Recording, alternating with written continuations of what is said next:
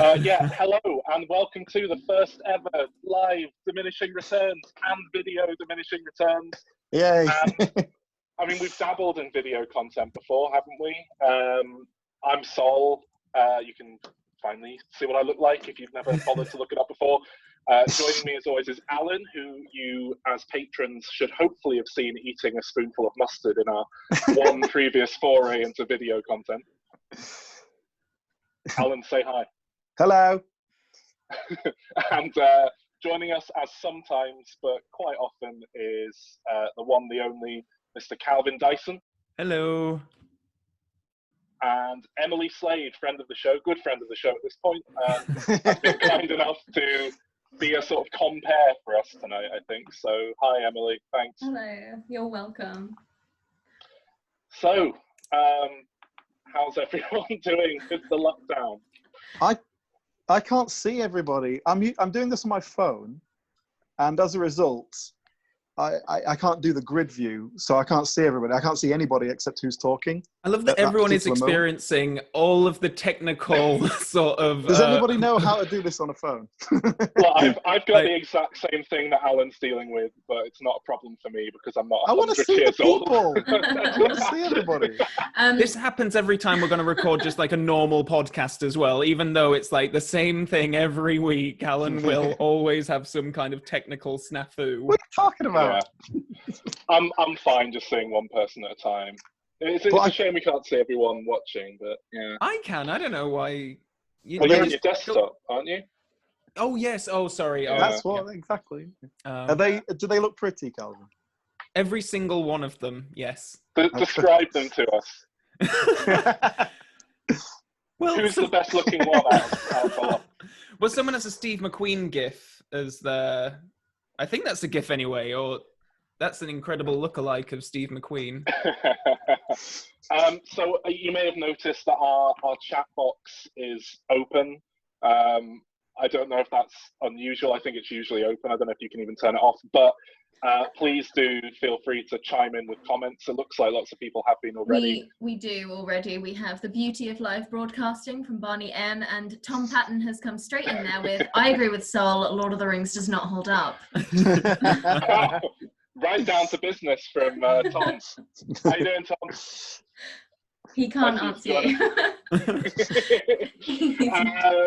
Right, wow. So I was thinking at the start that we could, because we're on video now, we could do a little kind of MTV crib style look around where I live, but I've spent so long precariously balancing my camera up here that I don't want to move it now. So I'm going to throw that idea out the window, but I have gone to the effort of emulating Calvin by leaning a movie poster sort of awkwardly in the background. What do you mean awkwardly? My GoldenEye poster is leaning very well. Are you also enjoying my extra bit of leaning? I did notice that.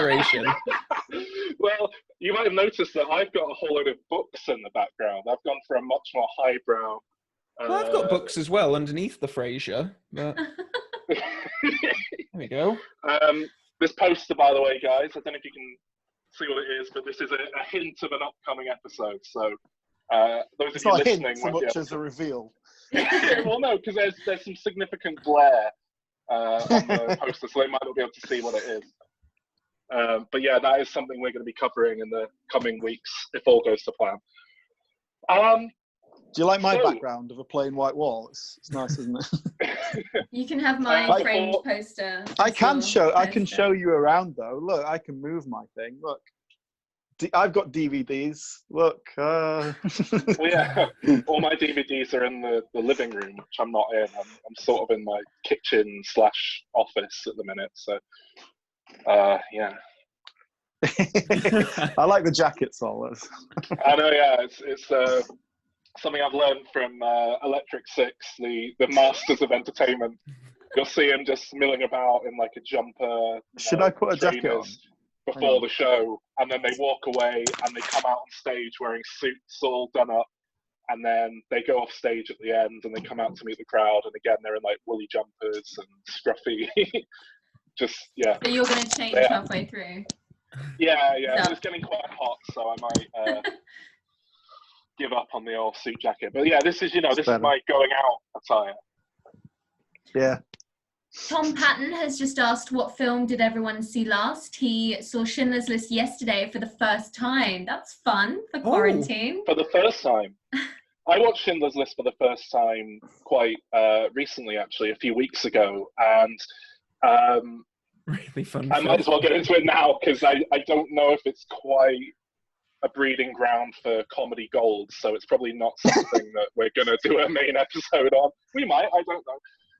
But my mum basically got me to watch Schindler's List when I was about far too young to watch Schindler's List. I was probably like 7 or 8, because it was on Channel 4, and she thought, oh, this is an important film, I'm going to be a great parent and make my kids watch this film, even though they have no concept or understanding of what it's about. And I mean, I had a vague idea. I knew what World War II was at that age. Yeah, I was going to ask that. How old were you again? Sorry. Yeah, but 7 or 8. The impact of the Holocaust is not really I something you understand until you ever. Yeah, I didn't understand it on a deeper thematic level. Is kind of what I'm getting at. And I remember watching. I mean, I rewatched it recently, so I remembered the point I got up to, which is when Ralph Fiennes goes into a room and shoots someone in the head, I think. But it's about halfway through exactly. And my mum was like, no, it's horrible, and turned it off and wouldn't let me watch the rest. But I don't think I was really getting it anyway. So for years and years, I kind of had it in my head that I had seen Schindler's List, even though I kind of hadn't. Similar to Lord of the Rings: The Two Towers. And I watched it recently, a few weeks ago, and it was phenomenal. I wept. What, Lord of the Rings: The Two Towers? No, God, no. I mean, I cried with that for wept. I was going to say, Tom says that you watching it is what made him watch it. It was the last film on the IMDb top 10 that he hadn't seen. Same here, George actually. saw Goodfellas for the first time yesterday, and I've never seen that. Peter saw Eraserhead for the first time. I think. Oh. George, little tip here: if you haven't seen Casino, the sort of spiritual sequel to Goodfellas, check that out. It's much better. And I say this as someone who likes Goodfellas a lot. So yeah. But yeah, Calvin, Alan, what have you guys been watching? I saw Mission Impossible, the 4th one. Ghost Protocol. That's the one. Yeah, the Brad Bird one, on Sunday. Yeah, that's it. Yeah, the Brad Bird one. You've seen that before, though, haven't you? I saw it at the cinema when it first came out, like nearly 10 years ago now. So I felt like I was kind of going into it afresh. But I'm watching them sort of all the way through for my YouTube channel, and I don't like Tom Cruise at all. I can't stand him. And yet, Ghost Protocol was really great. I really, really enjoyed it. I'm rewatching Community at the minute, which I love so much, but I just got to an episode with all these celebrity lookalikes where the gang are made to come and be celebrity lookalikes the other day, and there's a bit where they just kick out a load of celebrity lookalikes, and a guy comes out wearing sunglasses just going, and I realised it was meant to be Tom Cruise, and it was wonderful. Again, see, this is the visual element you guys are doing tonight. Impressions of an impression. So yeah, Mission Impossible Ghost Protocol. Mm-hmm.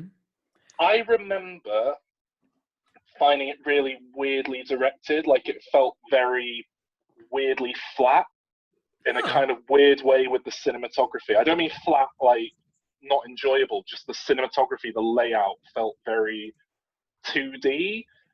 And all I could chalk it up to was perhaps because Brad Bird's from an animation background, but that doesn't really make any sense to me. Alan thought it might be because there's so much green screen and VFX work going on, although, to be honest, with Mission Impossible, so much of it's done practically. Yeah, no, I watched the behind-the-scenes thing. Tom Cruise was actually out there on that massive building in Dubai. There was, like, no effects. It's like, oh, no, he's actually out there. They're sticking a camera out there, just filming him go. He's immortal. Is that it? Is that how he's able to just do it? I do wonder. The church has promised him that he won't die. So. It's weird when you're watching, like, the behind-the-scenes stuff, and he's just, like, hanging around and flipping around the whole building and everything, just, like, all casual. And he's having to act more nervous to be in character. Like, normally that's the other way around. Actors have to, like, act more casual when they're doing dangerous things, but he had to look more nervous. Yeah. Don't like Jeremy Alan? Renner in that one either. They definitely Oh, God. introduced him as like, well, if people don't like Tom Cruise anymore, maybe we could just do these films with this guy, just like we'll do the Jason Bourne films and the Avenger They've tried films. that a few times. It's never worked. With like every franchise there is. I'd be well up for a Mission Impossible spin-off where we position to following Alec Baldwin as the lead guy instead. If I had to pick one of the characters, current, stocky-shouldered Alec Baldwin, I'd love to see him climbing a building. Yeah, isn't he in like the 6th one? I've only seen up to 4. Yeah, he's in it somewhere along the lines. Yeah, he's the boss of the agency or whatever. Oh, they always have different bosses. It was Tom Wilkinson in this one. In the last one, it was Lawrence Fishburne. Then it was, before that, Anthony Hopkins. Then before that, it was some other guy who I don't know. I think Fishy Larry comes back as well in a subsequent one, though I might be misremembering. But I remember with Mission Impossible always thinking until the most recent one, which I genuinely enjoyed for the first time. So they're shaking heads. Tom's shaking his head. Nodding his head, sorry. In agreement. Tom says Mission Impossible 2 is the best. Chris says, is Mission Impossible the first franchise where the first great film came 6 films in?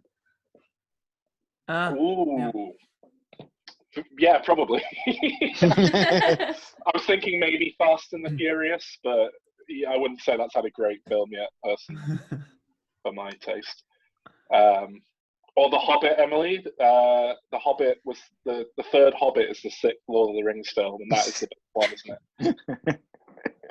The third Hobbit is the best Lord of the Rings film. I'm gonna have to get back to you on that one. It's my favourite because it's the only one I haven't seen, so whatever I want it to be in my imagination.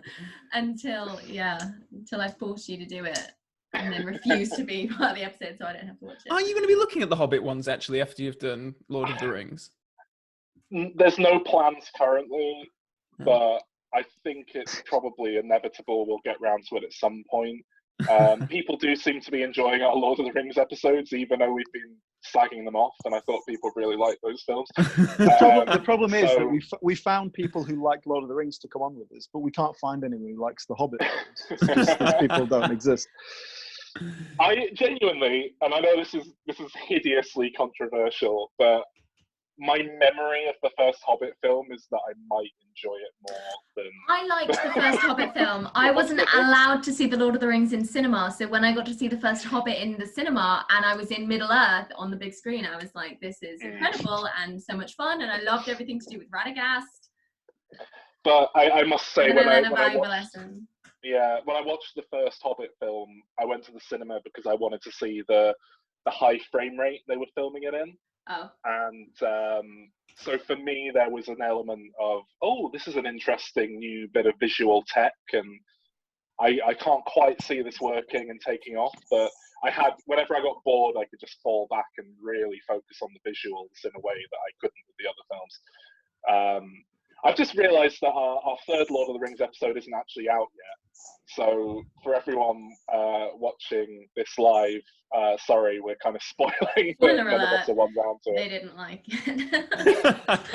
That's not much of a spoiler, really. It's to be expected.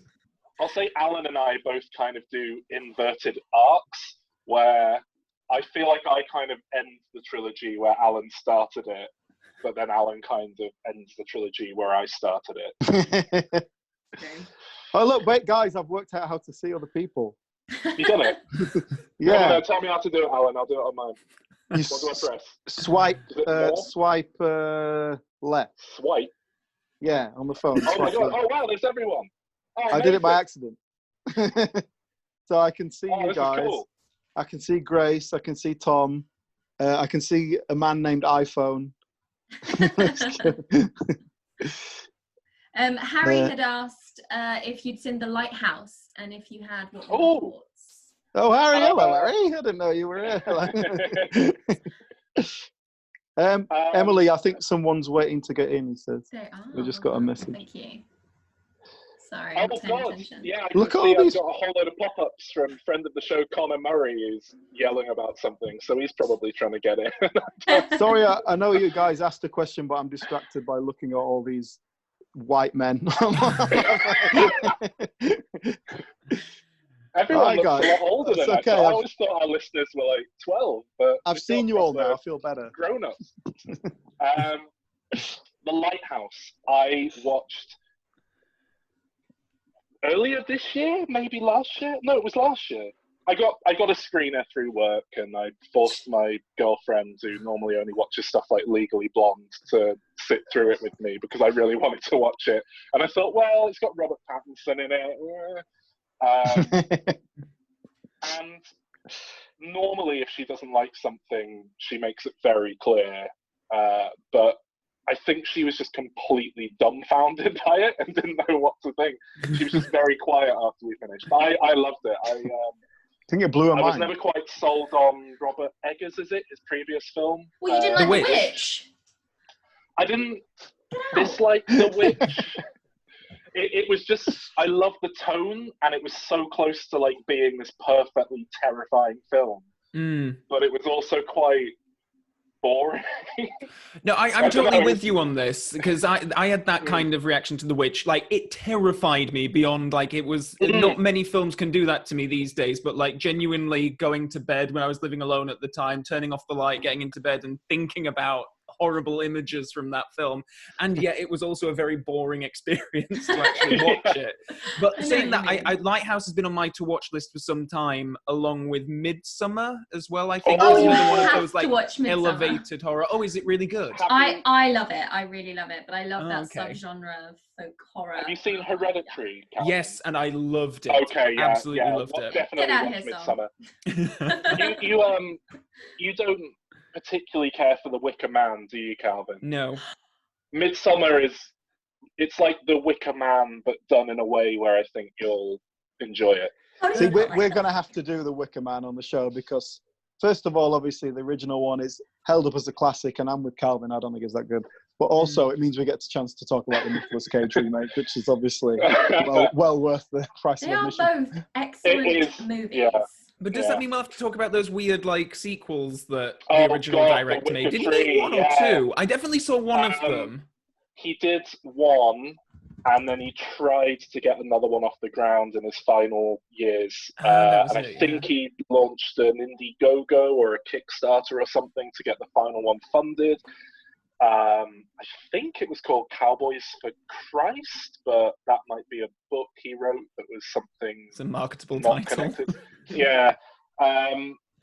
Yeah, those sequels are a sorry sight. If you thought Christopher Lee's cameos in the Hobbit trilogy were depressing, then you should try watching The Wicker Tree, the sequel to The Wicker Man, where Christopher Lee is obviously being wheeled in front of a green screen and like poked with a stick until he's said enough words that can edit together into a sentence. It is baffling.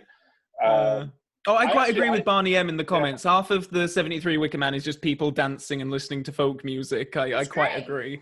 No, I got I got the special edition, like DVD, whatever it was, when it came out, and it had like a CD of the soundtrack, and I was like, I it's a love good me soundtrack. some movie soundtracks Yeah. and horror. This is going to be great. And putting it in, listening to it, was like, what the hell is this? It's, I love the soundtrack, the crazy Scottish, In Yeah. the woods there grew a tree and all that. It's brilliant.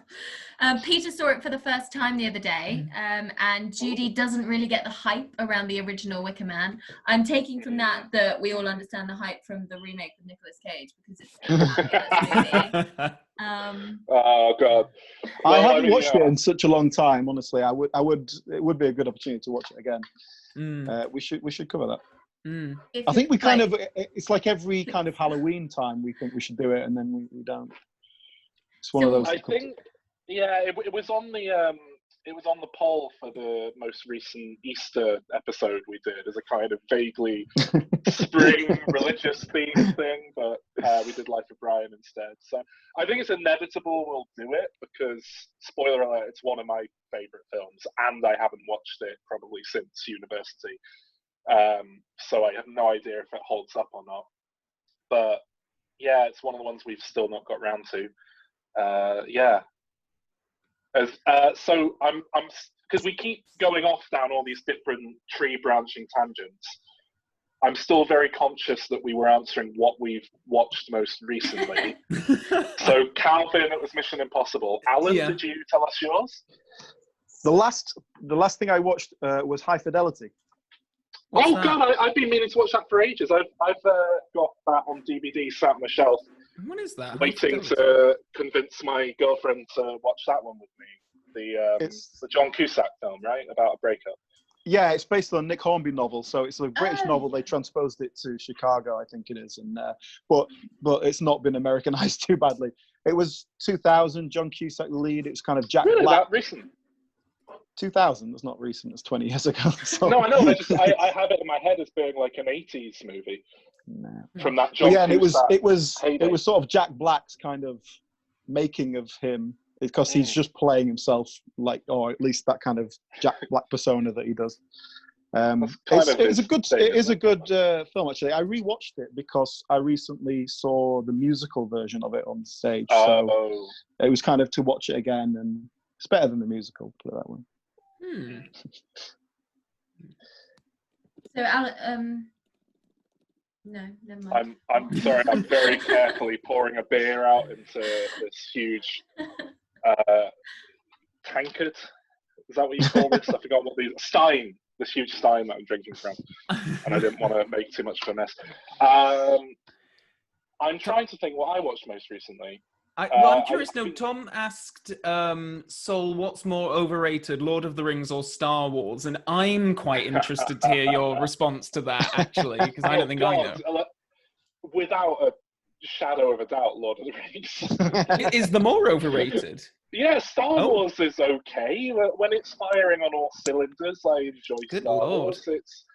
It's overrated, but like I think Lord of the Rings is actually like actively bad. Oh, wow. I don't know, because Star Wars is more popular, isn't it? So.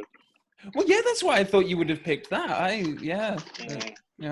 Calvin, I am right in my memory that you also do not care for Lord of the Rings, right? Because I've been saying that on our podcast going out at the minute about the trilogy. It's been a while since I've watched them, probably too long. I've been wanting to rewatch them recently, actually, so I can listen to the podcast with some more informed knowledge about the films. I remember liking the first three a lot, but then I think because the most recent ones I saw were The Hobbit, which just like, I saw them all at the cinema like 3 or 4 times when they first came out. I remember really liking them, and then The Hobbit came out. Who goes to see a film 3 or 4 times? Honestly, like I just can't get my head around that. When you are from a broken family like I am, Alan, and I have a dad and a stepdad and an uncle that all want to go and see it, and none of them like each other. So. Oh well, see, my parents don't watch films, so that's fine. That's all right. This is good though, because we're setting the record straight, because I've just been saying that you hate Lord of the Rings for the last 3 episodes of this podcast. I loved the Hobbit book when I was a kid. It was one of the first things I remember reading, like proper books anyway. But I thought the films were abysmal, and I think they've sort of soured my relationship with the whole. But I still remember the Hobbits very vividly, and yeah, they're bad. I know we have a whole load of little bits and bobs to chat about planned tonight. I don't know if it's worth jumping into any of those yet. What do you think, Alan? Does your quiz take any prep? The quiz is ready to go. I've got a James Bond quiz for Calvin. Hooray! But I'm assuming there's got to be a lot of Bond fans in this call, so I think that might be okay. What's the name of the quiz, Alan? Is it the name that I suggested? If you want it to be. Yeah, I really do. Oh wait, what? What's the Go name on, of sorry. I told Alan that the quiz should be called "Who Wants to Be the Most Bond Aware?" Bond-aware. Oh my god! And that way we can ask you a load of questions about James Bond, but you get 3 lifelines. So you can ask the audience, because we have an audience for a change. You can phone a friend, which basically means ask me and Emily. If either of us know the answer. I'm going to be useless. I'm going to put that out there right now. Oh, that's great. Phone a Bond. What's the other one? 50-50. Phone the Japanese Bond. That's what Tom's suggesting. I think that's a good idea. Oh, brilliant. Yes. Go see if he's scratching at the door. He can't remember anything from that far back. Hello, Pa. I'm in charge of the doors here, so I'll be managing who comes through them. Thank you. So it is a shame that no Eddie Murphys. Yeah. We can't really have special guests in this video format. You'll have to like put a sheet above your face, and then we'll just hear a voice. We could actually have movie recap Ricky Gervais turn up if that's something people want, but no, probably best left. That's the one that I can do visually. There's a grey suit just hanging up over there. So. He's also a character that needs to be heavily edited. I do like this from Peter in the chat. I'm interested to see if Saul's manner completely changes when he's doing impressions.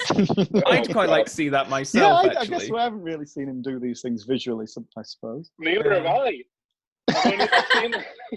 I've seen the David Brent one because that's 90% visual, because you got kind of, I mean, that wasn't it there, but yeah, Afterlife season 2, yeah. It's because you got to kind of do all that. Everyone's raving about season 2 of Afterlife, by the way, and I'm 2 episodes in so far, and I think it's bad. I haven't watched it yet. We did a Diminisode on it, didn't we, Sol? But I think we'll have to do another catch up. I totally had enough from series 1. I felt like I'd seen everything I wanted to see there, but I might watch it just to see what it is. I'm hoping it will pull it together, but it seems like the classic thing of, he's had a bit of success doing this saccharine maudlin, indulging his worst habits, and so now he's just leaning into it full on. Although it is interesting, as someone who's, followed his career for a long, long time, going back to the old radio show and everything, it's fun to see all the little bits and pieces. In episode 2, Alan, he tells the story, or rather, Barbara Wilton, is it? What's her name? Barbara, Shaun of the Dead woman. Barbara Windsor. No. Who's Barbara Windsor? What's her name? Penelope Wilton. Penelope Wilton. Played Barbara in Shaun of the Dead. Penelope Wilton tells the fable about a scorpion riding on the back of a frog, Alan, and it's like word for word Ricky Gervais has written this out from memory. All right. I don't know if you've seen it, Sol, but it popped up on my YouTube, in the recommended things. It was Ricky Gervais. It seems in isolation, he's just putting a camera on and talking. He's always done that, hasn't he? I don't know. It's only just popped up in my recommends thing, and I watched it, and it was a recent one. But I've seen a lot of clips of him going live before his stand-up shows, where he's just bullying his support act. Gittins guy. This is just him sat in a room recording himself, and it's awful. Like, it's just him talking, and he has nothing to say. He has no one to bounce off of. So it's just like pure Ricky Gervais kind of arrogant wanker. Yeah. Like, there's no right to be not offended, yeah? It's, like, don't listen. And, like, there isn't a God, so why is that on me, yeah? Cunt. That's David Brent, though. It's the same person. Like, they're all the same. Steve Coogan is Alan Partridge. And when I went to see Matthew Holness of Garth Marenghi's Dark Place doing a director's Q&A for his recent film Possum, he is Garth Marenghi. It never struck me until then, but 100% he is Garth Marenghi. It was like watching a comedy bit without Richard Ayoade there to direct and edit it down into something funny. So yeah, we have a quiz. Should we jump into that, or there's lots of comments popping up? Emily, I can. Tom's had some questions as to whether you would ever cover certain movies. These include Groundhog Day or Big Mama's House.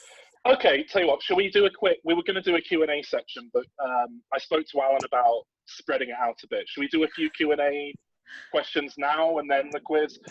And yeah, then, I'm gonna just go and close my curtains because it's getting dark. Hang on a second. All right, so an edit point.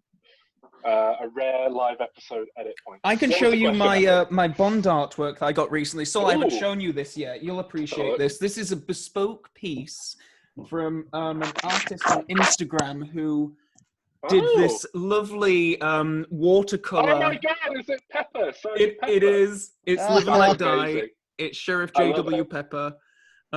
It's an original. It's the only one in the world. Wow. So the guy put it on Instagram, and I was like, "Can I please have it? I will pay. Please let me have it." So how much do you pay for that sort of thing, Calvin? I'm not going to disclose, but you know, the guy's an independent artist. He's mainly a hobbyist. Billy's Bond Art is his Instagram. If anyone wants to follow him. Billy's Bond Art. Billy's Bond Art. Let me just double check that I've got that right. I'm fairly sure it is. Billy's Bond Art. Yes. Nice. Yep. I've just realised I've got all these books on display, but this is my to-read pile, and I'm worried there's something embarrassing or incriminating on there that I've got on the shelf. I'm just checking. What are those Tetris blocks? They're lights, but they're not turned on at the minute. Yeah. No, this is quite a respectable bookshelf, actually. Like, the Bible's on there and the Quran, but, I mean, the fact that they're both there, I think... In your to-read list. Yeah. While you've got the time. I've tried to read the Bible many, many times. You've just got to read it like you're reading Lord of the Rings. Every time it's and then Legolas began to sing, you just skip a few pages. So whenever they're like, and then Belinda, son of blah, blah, blah, son of blah, blah, blah, you just sort of skip ahead to the good bits. Yeah. Get through it in 2 days, no worries. And then you can argue that you've read it. So what was Tom's question before? So first of all, he's interested in appearing as a guest. He would love to talk about Das Boot, and he wants to know. Unmute him now. You can ask the question himself as a moment. Okay. Can you hear me? Oh, hello. Yes. Hello. That was very easy. I have the power. No, I do. Hope it's all set up. Anyway, I was going to ask Sal what he thought on those Indians movies he watched like last 3 days. Basically. Oh yeah. You just started watching loads of Indian films for some reason. Well, we're on lockdown now, so.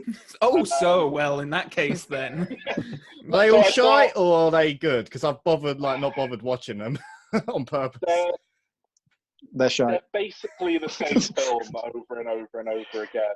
Like, tonally, they're not exactly the same film. Obviously, there's different plots, but they're tonally identical. They all have the exact same protagonist, lead character in every film. They're usually played by Amir Khan, who is the big Bollywood superstar. Why are they all 3 hours long? I have no idea. They're all 3 hours long for no reason. You want to get your money's worth. Yeah. It pads it out. They're usually not musicals in this day and age. They still adhere to this sort of musical film language of having there'll be like a 3-minute music video where a song plays over the top of a character getting on a bus and going to the shops, and it's just kind of because they have to put all these songs in. It's all very odd, and they're all incredibly cheesy, feel-good kind of films. But it's because we're on lockdown, I thought there's no new stuff coming out.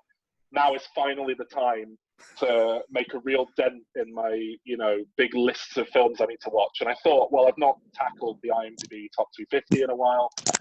And I realized that there's 100 million Bollywood Indian movies on there that are now on Netflix. So I've been watching all of those the last week. And it's been culturally interesting. Yeah, I'm on Seven Samurai at the moment. It's a long film. God, yeah. That's Seven Samurai I also watched very recently as part of the lockdown thing. And yeah, it was I loved the first hour, and then it kind of started to take too long. And I did like it a lot. I thought it was very good, but I got a bit bored. Is anyone else asking questions, Emily? I think if you want to ask a question, you can click the raise hand thing, and then it like an icon will show up in the participants column. Thanks, by the way, Tom. Yeah, you can mute me again if you want. I'm going to.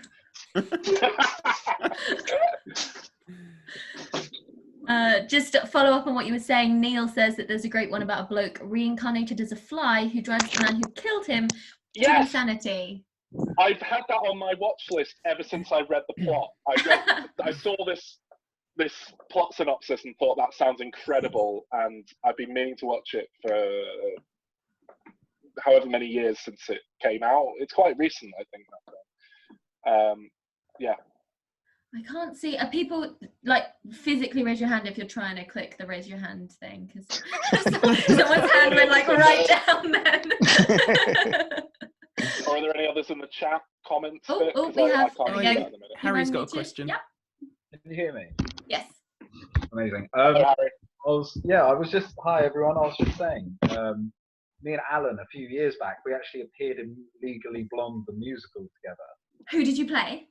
I was an ensemble. I was sort of a myriad of different characters. I was the guy who lets her into Harvard, one of the admissions guys, and then I sort of for reasons of multiculturalism. Is that correct? Yeah. That guy? Yeah, it was. I mean, doing these musicals, I did West Side Story, and I actually had to fake tan and dye my hair black. We had to do that too. It was so awful. See, this is in Brighton. There's no ethnic minorities in Brighton at all. Everyone's white. So doing West Side Story is a mistake. Who did you play in Legally Blonde, Alan? Were you Callahan? No. What's your second guess? Oh, were you the shit boyfriend? No, I was. You were the good boyfriend. Jennifer Coolidge. Yes, guy. You were Kyle. Amazing. It's not a laughing matter. That was very good. we did have a time in the film. The person who plays the UPS guy in the film is also the person who plays the Ash stand-in in Army of Darkness, who shatters off into hundreds of little ashes when he looks in the mirror, and then it shatters. There's a little trivia for you.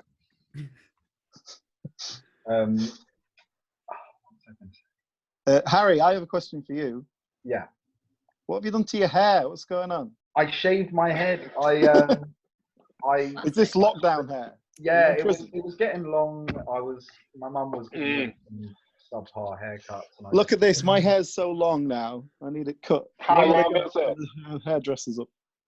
You look like a member of the Bullingham Club.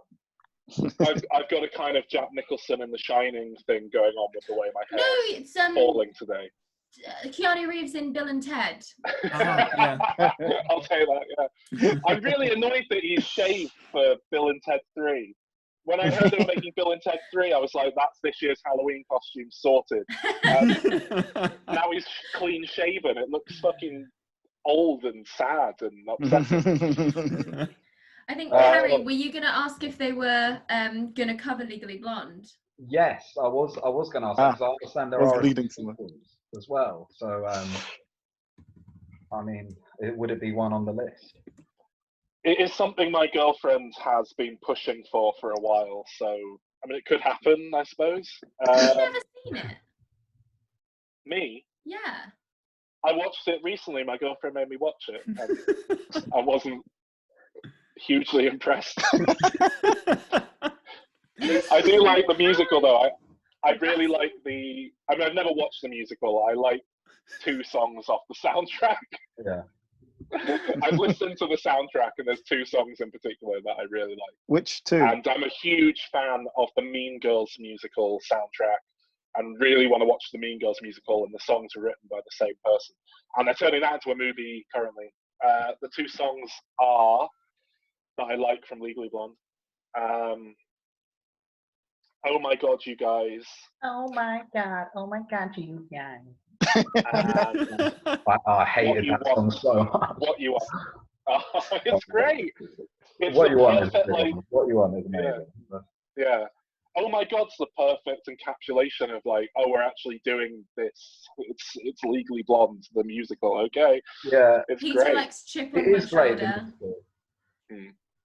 I can't even remember them. I was in it. I can't remember. They're all Well, you didn't iconic. sing any, did you? You just. No, I wasn't allowed to sing. You walked out with your Neither was Will I. John show and threw a box at someone or whatever it is he does. Pretty much, yeah. We had a They hen party bend and come in snap in one front of day.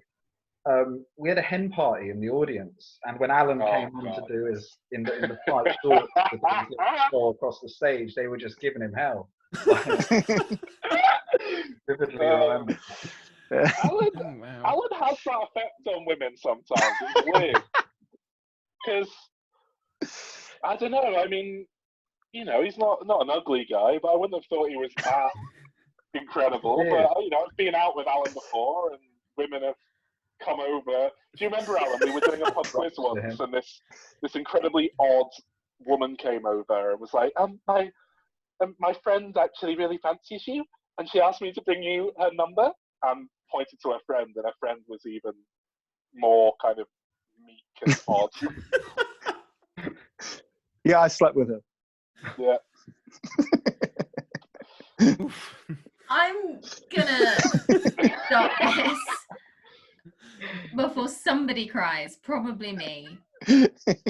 He's a really I don't know why it's so surprising. All right, I've got a certain swagger. Okay, we'll just deal with You it. do have a swagger. That is how I describe it. Yeah. Was that up in Leeds, or was that in, when you were? Was that up in No, Leeds, or in was? Leeds, yeah. Oh, in Leeds. I was in a young Leeds? man. Oh, okay. I was a very young man at the time. Yeah. still had it. Before you Still had the settled energy down for it. with the perfect woman. Well, Now that we You have know- a visual component, Alan, can you demonstrate your hilarious walk for the viewers? The ridiculously over-swaggered walk. It was the crouch, the shoelace adjustment he did as well during it. It was like a slow motion shoelace adjust. All right, stop don't see talking it. about me. all right. Is that, shall we? Thanks for your question, Harry. Thank you, No Harry. worries. Thanks for Nice to having see me. you, man. Nice. Shall we move on to this quiz? Well, we don't. I've got 10 questions. We don't have to do it all in one go if we want to break it around a bit. Oh, okay. Okay. Okay, So so it's 10. It's a line right. of 10 that you have to get to the end of. Is that? well, basically, you know, you came up with the title "Who Wants to Be the Most Bond Aware?" So I thought, well, okay, I'll do a quiz based on Who Wants to Be a Millionaire. Yeah. But then I realised just how fucking tedious that show was. So Yeah, of course. I ended with 10 I did try it. questions. Well, you said it should be exactly the same, and I was trying to I talk know. you down. Like, no, let's get a gag out of the title and then ask him like 3 questions.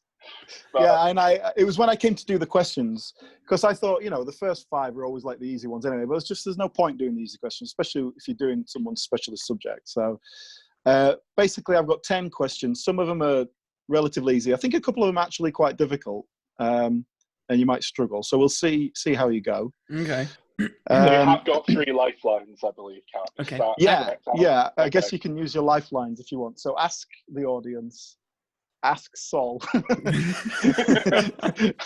and 50-50. I'll know that. Okay. Oh, so it is multiple choice. I will get 4 options. Well, if you need them, I think Okay. you'll probably be able to get a lot of them without it. But we'll see Okay. about that. Okay. Okay, I'll start with an easy one. You need to do your Chris Tarrant impression. There's Actually, no that's a bit of a such thing dated as a reference, Chris isn't Tarrant it? impression. It's Jeremy Yeah. Clarkson. Do a Michael Sheen impression, then it's relevant. Do Michael Sheen as Kenneth Williams. Arr. Okay, I've got an easy one to start you with, okay? Okay. Which word appears most frequently in the titles of Bond films? Ooh.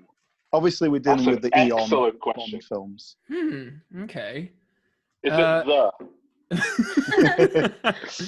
What are the options? Okay, the options are, is it A, die? Mm-hmm. Is it B, the? Is Oh it, shit, that's an option. I thought we were. Sorry. is it C, with? Or is it D, only? Huh. It must be die. Is that your final? Why do you think it's die? Well, die another day, live and let die, no time to die. Right, that's 3. Right. What are the other options? The, with, and only. only. You only live twice, for your eyes only. Sorry about this. No, yeah, I'm gonna go with die. Are you absolutely sure on that one? No, do you wanna- no, it's probably the, isn't it? No. Fun fact: die means the in German. Wow, good point. Okay. Question into doubt. Yeah. Right. Yeah, Sorry. so- One sec. No time to die. Talk amongst yourselves while I'm figuring this out. It's fine. This is just like Who Wants to Be a Millionaire because it's taking far too long to get through. A question that should have taken 10 seconds is now Right. So there's 15 minutes of three TV with content. there's three with die. The world is not enough. The living daylights. View to a kill. Alan, are we meant to not be able to see you? Can you not see me? I can't see you. Grace is sorry. shaking her head too. No, didn't mean to do that. Sorry. It's Oh yeah, the. you've your video's gone, Alan. What's that about? And it's Oh, hang on a completely up to second. you, Alan. We don't have to see you. It's fine. Oh shit! All right. No, it's all right. I'm back. Am I back? Aha. Yes. Okay, cool. It's the. How many of those are there in the title? Right, okay, Count there's them all. The Man with the Golden Gun, The Spy Who Loved Me, The Living Daylights, The World Is Not Enough. I think that's it. It is. It That's is, it's the. You're correct. Hooray. There are 5 the's in titles of Bond films. What's the other one? That's it, 5. The Man with the Golden Gun. Oh, right, yeah, shit. All right, well, I thought that was an easy one, but obviously... Okay. All right, what about this one? This one, I think, is easier. Okay, apart from James Bond, obviously, which character appears in the most Bond films? And that is character of the same name, regardless of if they're played by a different actor and if they're obviously a different character. That'll be M. Bond code name rules do not apply. So the options are Q, M, Moneypenny, or Sheriff J.W. Pepper. As much as I wish it was that, yeah, it's M. And how many films has M been in? All of them. This isn't how Who Wants to Be a Millionaire works, Aaron. This add-on. This is. No, hasn't been entertainment. in. Sorry, I saw Peter shaking his head at one point. I was like, no shit, it's For Your Eyes Only. It does not have M. That is correct, Calvin. M does not appear in For Your Eyes Only. Great. What about Moneypenny? How many has she been in? Oof. This is question 5. This is ancillary question question. 2, sub question 3. Moneypenny has been in all of them apart from 2, so 23 or 22, depending on if you're counting No Time to Die in this.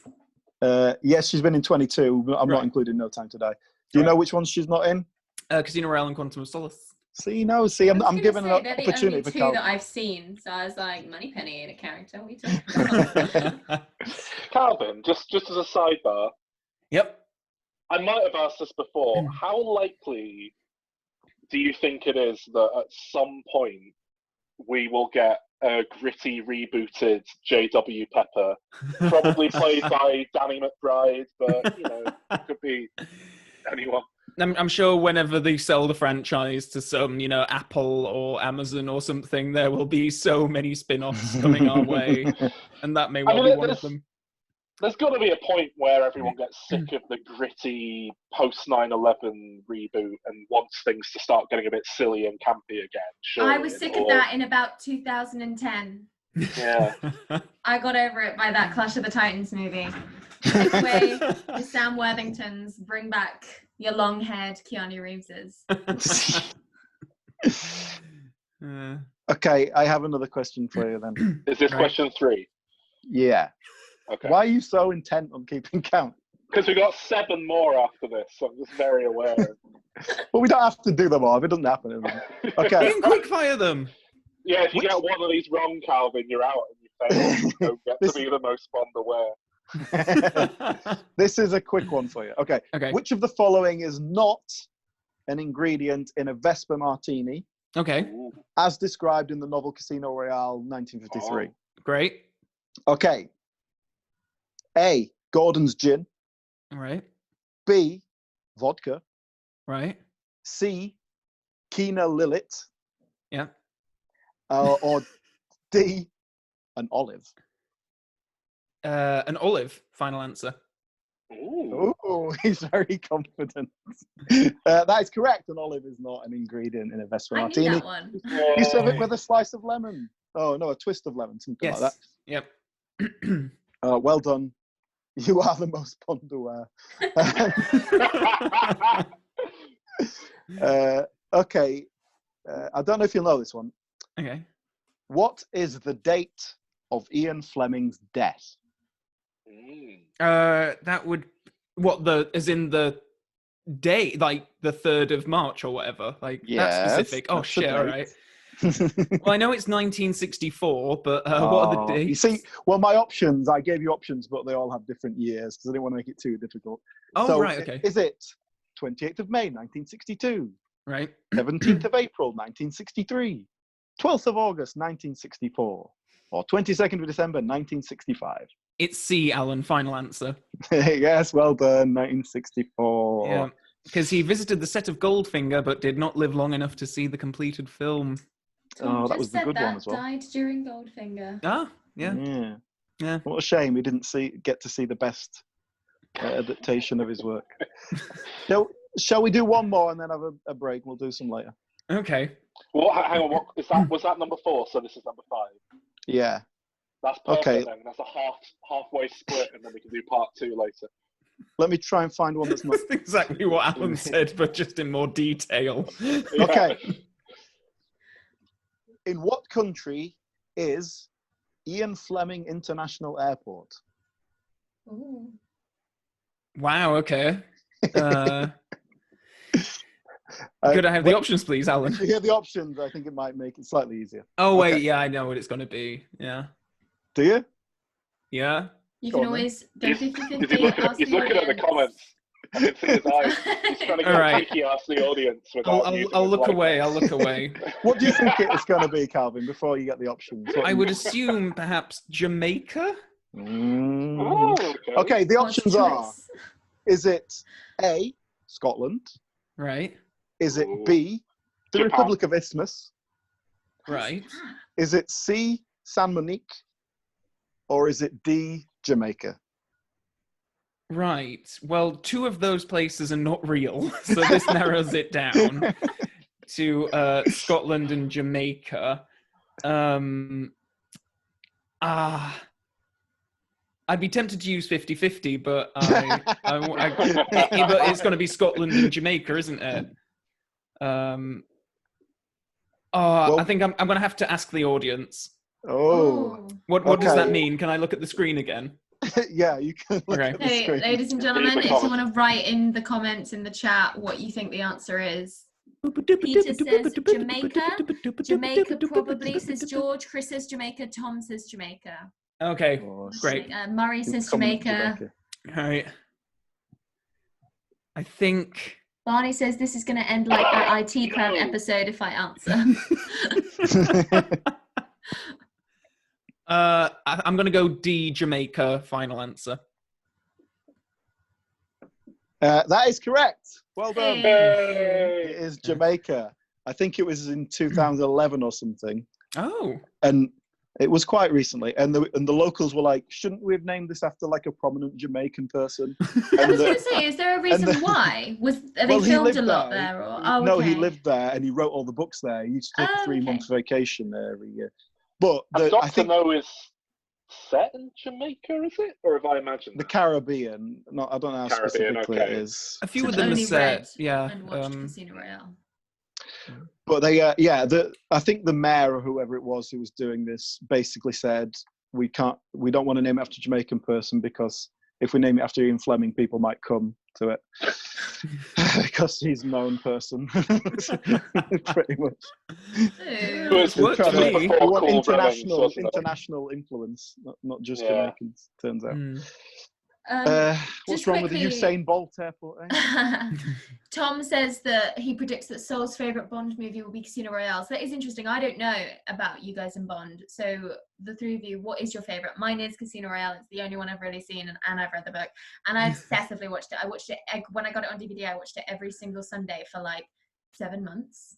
And I had a Algerian love knot. Did you actually? I genuinely did. That's so cool. Yeah. What does that mean? It's the necklace that he gives Vesper. It's great. I fucking love that movie. I can recite it off by heart. So what is your... Getting to the end of that glass of wine. What are your favourite Bond movies? Well, mine, it comes down to often GoldenEye and Skyfall for me. Those are two of my absolute favourites. And I'll throw in The Spy Who Loved Me in with those as well. And The World Is Not Enough. We're up to. You have one, Calvin. Oh, we're up to GoldenEye, aren't we, on the podcast? That's the last one we've done. Yeah. Chris says he's a GoldenEye man. Tom says GoldenEye. Neil is Licensed to Kill. Oh. That's a man after my heart. I think I'm still gonna have to go Goldfinger. Oh, really? Yeah, I think so. We haven't rewatched the Daniel Craig ones yet. There's potential there, but because I haven't watched them for so long, I'm going to stick with Goldfinger at the moment. My favourite is still Dr. No. I have seen that one. I was doing a best British movies ever made list, and it was like up there. So but it's worth noting that I have only seen the ones we've covered on the podcast. I'm yet to see any of the Daniel Craig ones. Realistically, you've seen the good going. Pierce Brosnan one, though. Yeah, realistically at this point, it's going to be Skyfall or Casino Royale, probably. But that is assuming I like them and don't think, oh god. But no, I think I like Royale is perfect. So I think I will. Oh, and, yeah. Yeah. I honestly, I wouldn't be surprised if I even like Quantum of Solace and end up being a real like against the grain dickhead. But if I could just take the first half of License to Kill, that would be my favourite one.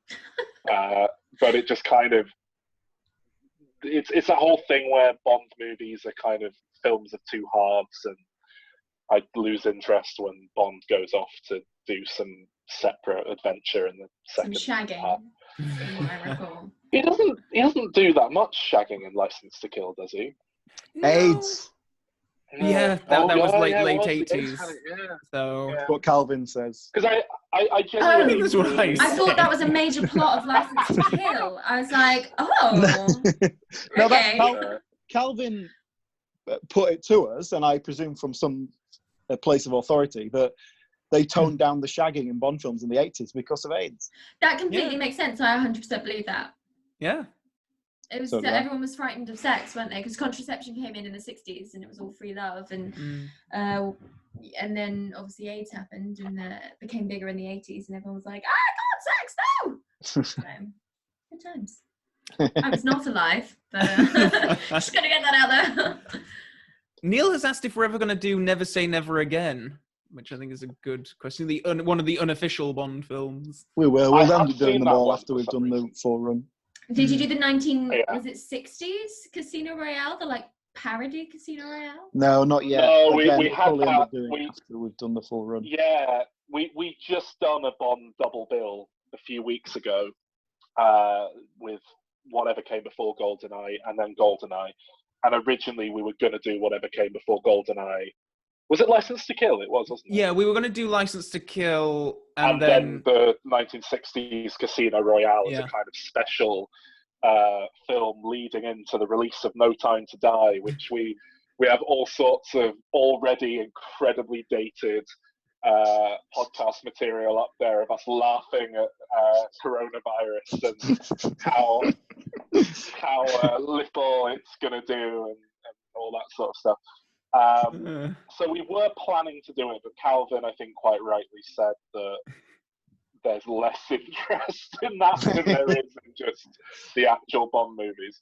So I think, again, it's kind of inevitable we'll get to it, but probably not until we have completed the watch through of the proper canon Bond movies, I would have thought.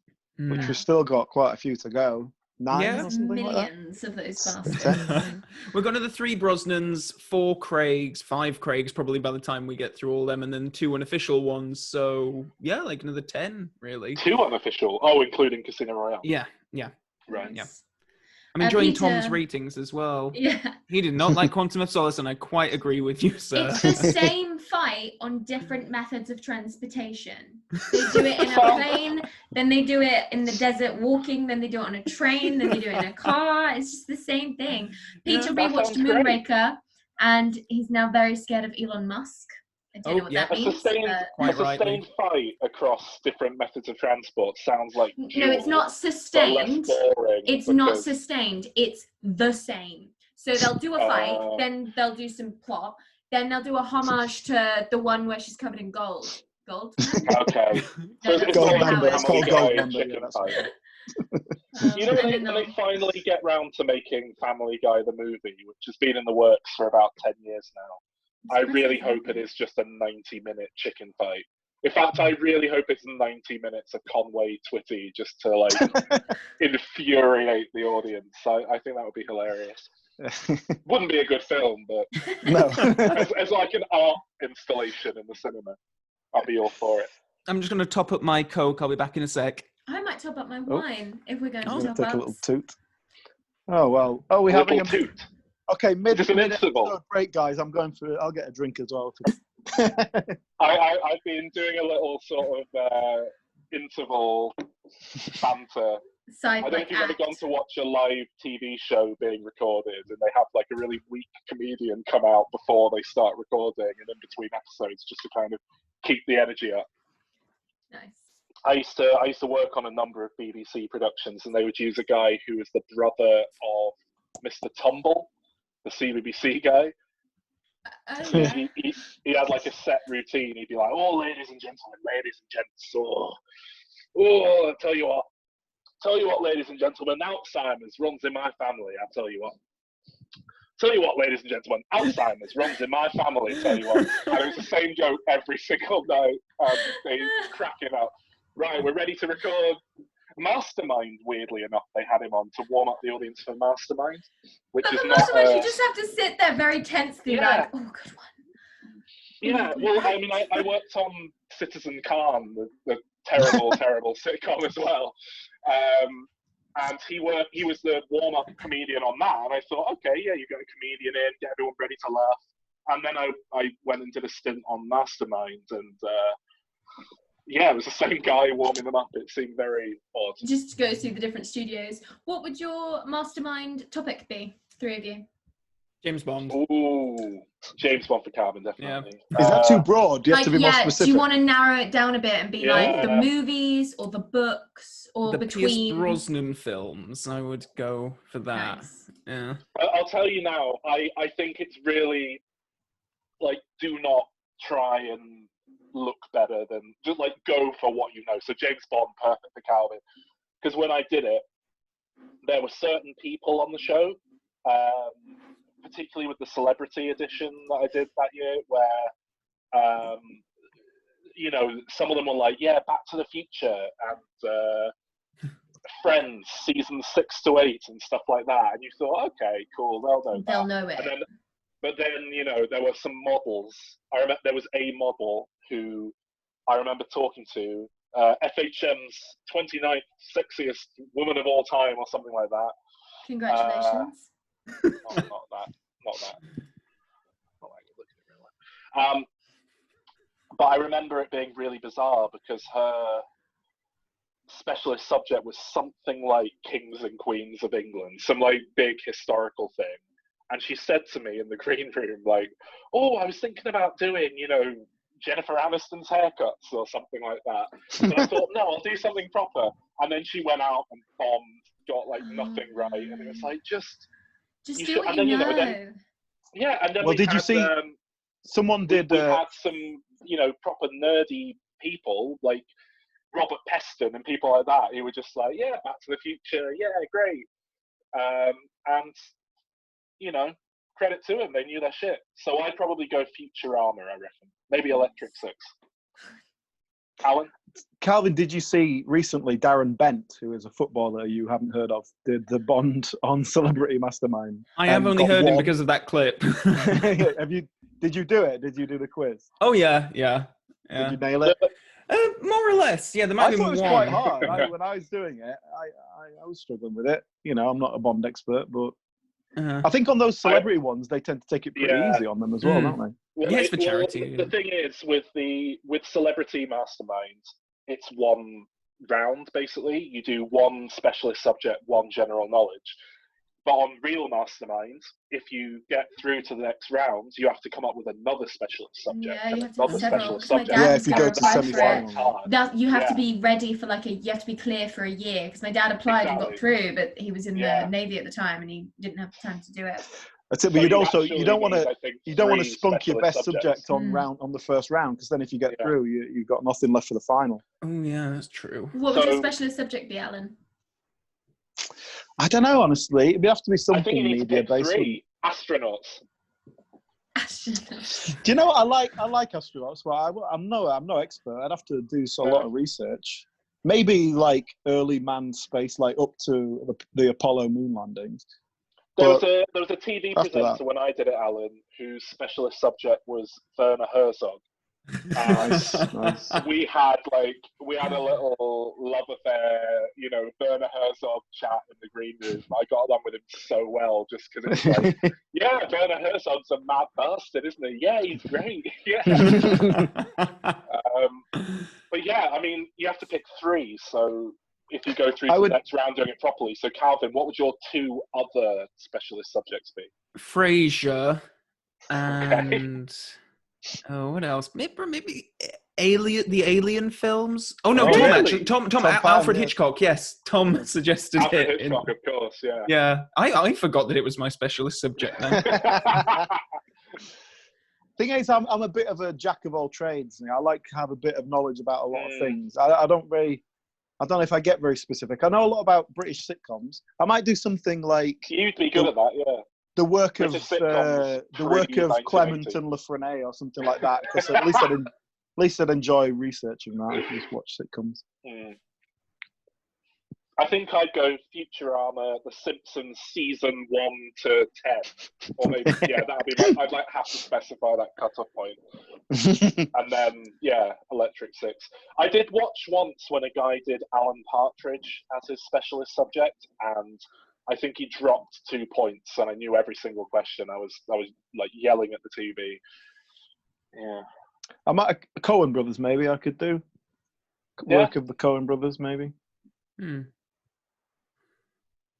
But you didn't even know that thing about one of the people working with Bruce Campbell on Blood Simple or something that I brought up on an episode we recorded ages ago.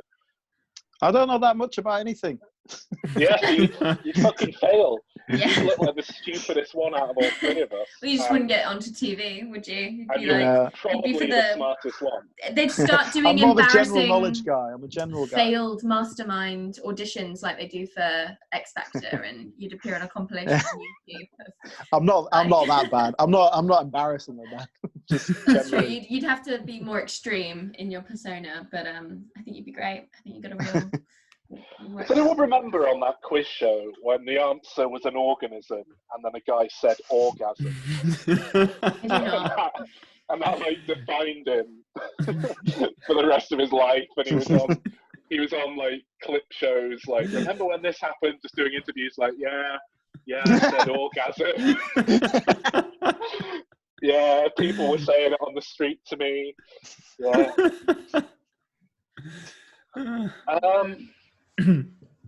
Right, so I've got a special thing I've prepared here.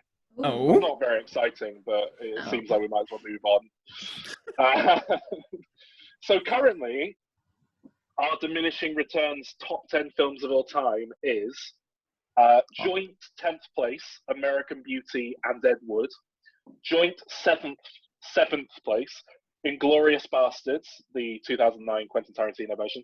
The Lion King, the 1994 version. The Nightmare Before Christmas. Joint 5th, Fight Club and Jurassic Park. Number 4, Little Shop of Horrors from 1986. Classic. Number 3, Alien. And now joint first place is currently Shaun of the Dead and This Is England. Yeah. And so what I thought we would do here is, because those two at the top were just myself and Alan voting, we both gave 10 out of 10 scores. I wanted to shake up our top 10 a bit while we got Calvin here. So Calvin, this is your time to mix up the Diminishing Returns top 10. I'm so happy. So let's start at the bottom, so to speak. We've got American Beauty. It's currently at 90%. Right. We had Judy on. You've seen that film, right? Oh yeah. Yeah. Any quick thoughts and then a rating for that? We'll see if it shifts it up or down. It's been a long time since I've seen it. I remember really liking it. We definitely watched it in film school quite a bit. I seem to remember it getting a lot of play there. Yeah, our writing tutor loved it and used to go on and on about how Kevin Spacey had come out as a gay man and it was very important. And then obviously, like last year or the year before, he came out as a gay man to try and get away with sexual assault. So I don't know quite where she was getting her information from, but yeah. But I remember really liking that. Sam Mendes, isn't it? Yeah, it's like his first, Mendes, yeah, which I always forget. He was a theatre director beforehand, wasn't he? And then yeah. Well, if you'd have asked me back then, I would have probably said 8 out of 10. So okay, I've not seen it in a long time, so I'm gonna have to go by what I, would have thought. You can skip any of these if you don't feel like you want to. Oh no, I can. You haven't watched it, but if you want to submit an 8 out of 10 there, that is going to bring the score down because it's currently at 90%. So I'm not going to. Alan, you can do the maths. You're better at maths than I am. Oh, Judy's getting annoyed in the chat. Well, is that 90% rounded up or anything, or is that that's 90% exactly? Because Judy gave it 10, I gave it 9, and you gave it an 8, Alan. So another 8 will bring that down. Bring it down slightly. To an 8.75 then. Okay, so 88% on our site, yeah. About 87% because of the weird weighted thing where 2 8s will. Because you always round down because you're in the No, I don't. I always round up. Well, remember, there's a weird special algorithm on the top 100 that shifts things like one way, like the IMDb.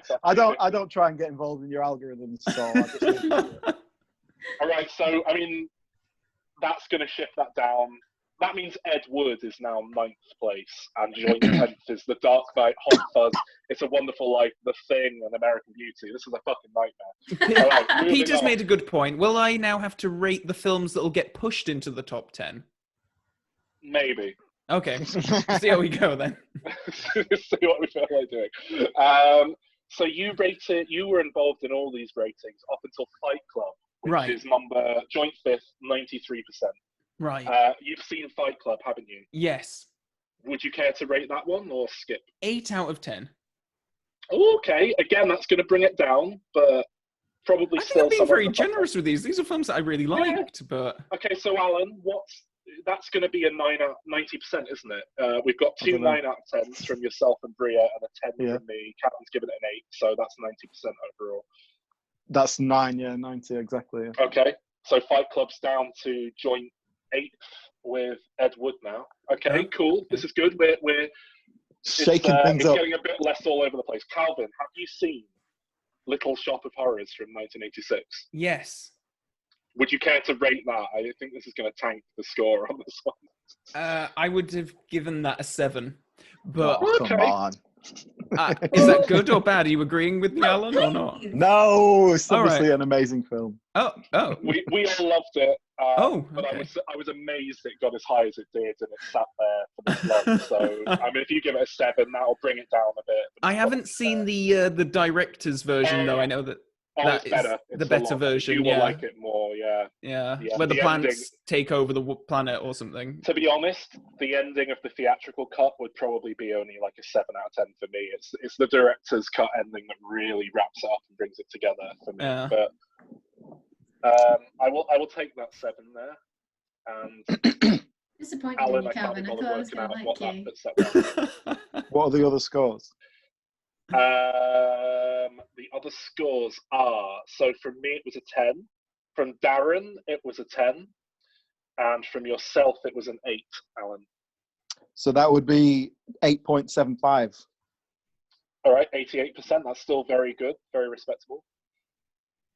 Happy with that. Okay, Shaun of the Dead, Calvin.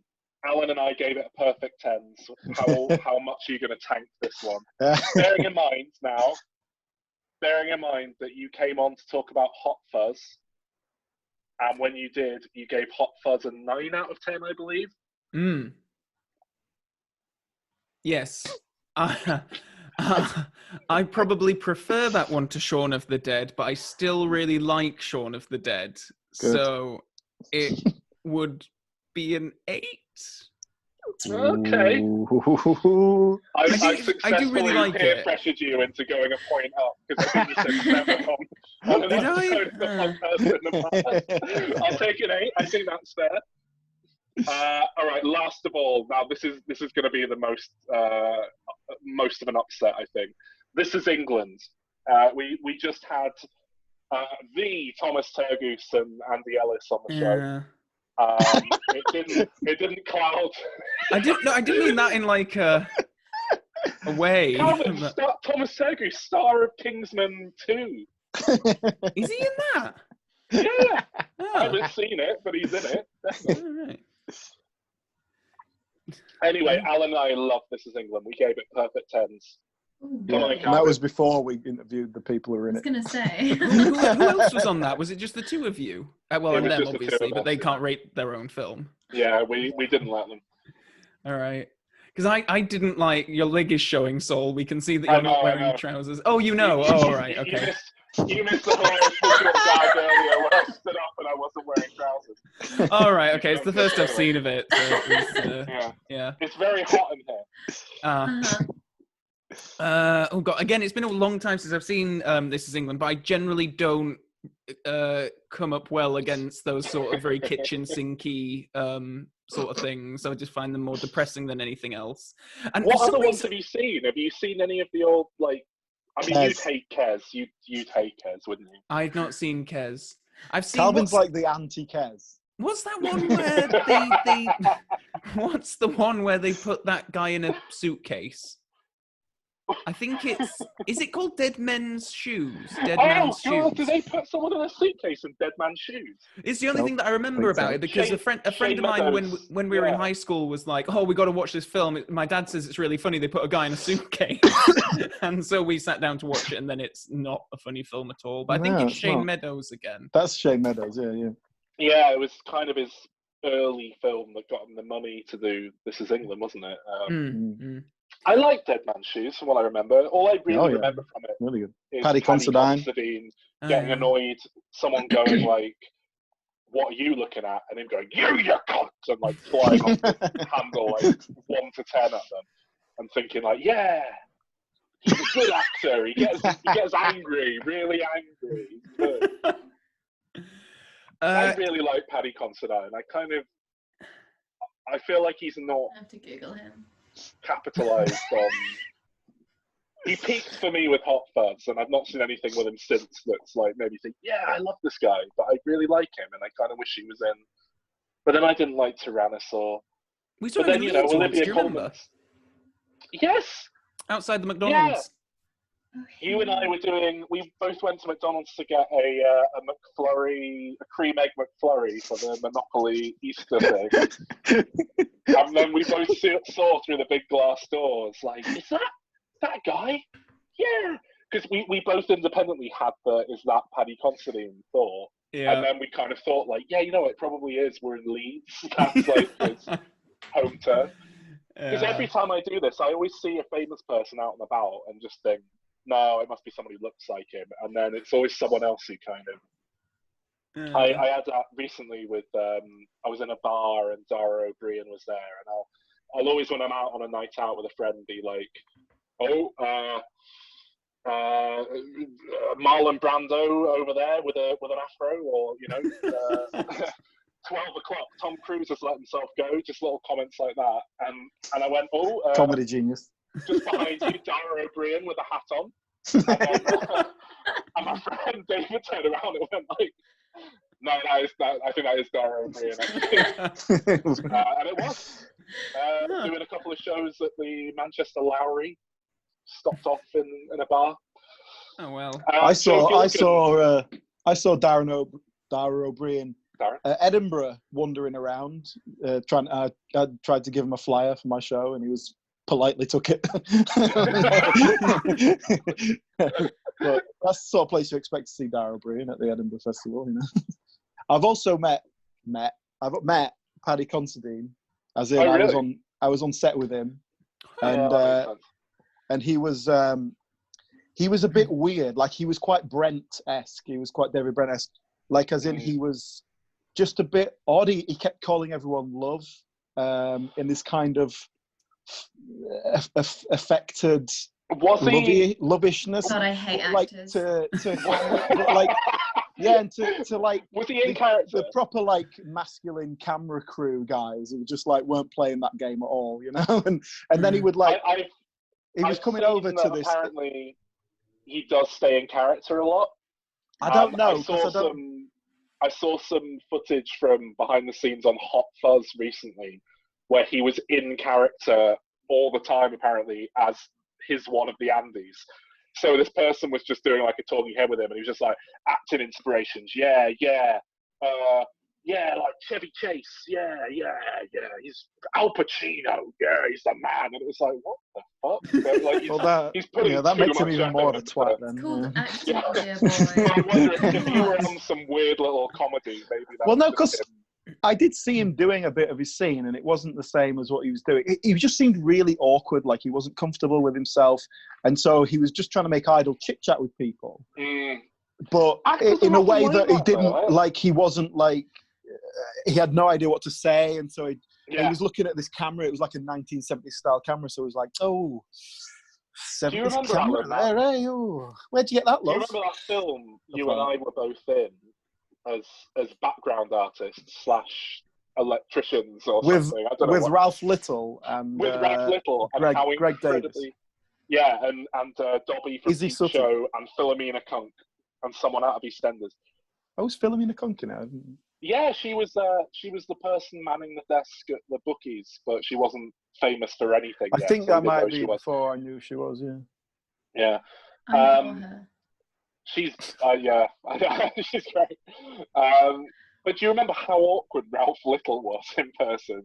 Because I mean, he didn't interact with us, but he was obviously trying to make little bits of idle chit chat with Issy Sooty. And he was just there doing really bad Alan Partridge impressions, like, oh, remember monkey tennis? Monkey tennis! Oh, monkey tennis! And it was like, oh my God, what is this? Is Ralph Little. He should be quoting, well, I guess he's not going to quote 2 pints of lager and a packet of crisps. He should be quoting the royal family at people, not Alan Partridge. Do you quote your own stuff? Is that a cool thing to do? No, you wait for it to be quoted back to you, and then you like adhere to the fan and be like, yes. But equally, is quoting Alan Partridge a cool thing to do as well? I've never seen it. You've never seen it? Oh, Emily. I'm making my way through Community. You're gonna have to back up on the suggestions. Yes, we recorded with Emily recently, and at the end of the record, I spent about an hour telling Emily to 2 watch hours. Community, and Alan dropped off the call and never came back. I just left. It was like 1:30 in the morning. We'd just done a fucking Return of the King record, which took 4 hours. It was the extended edition.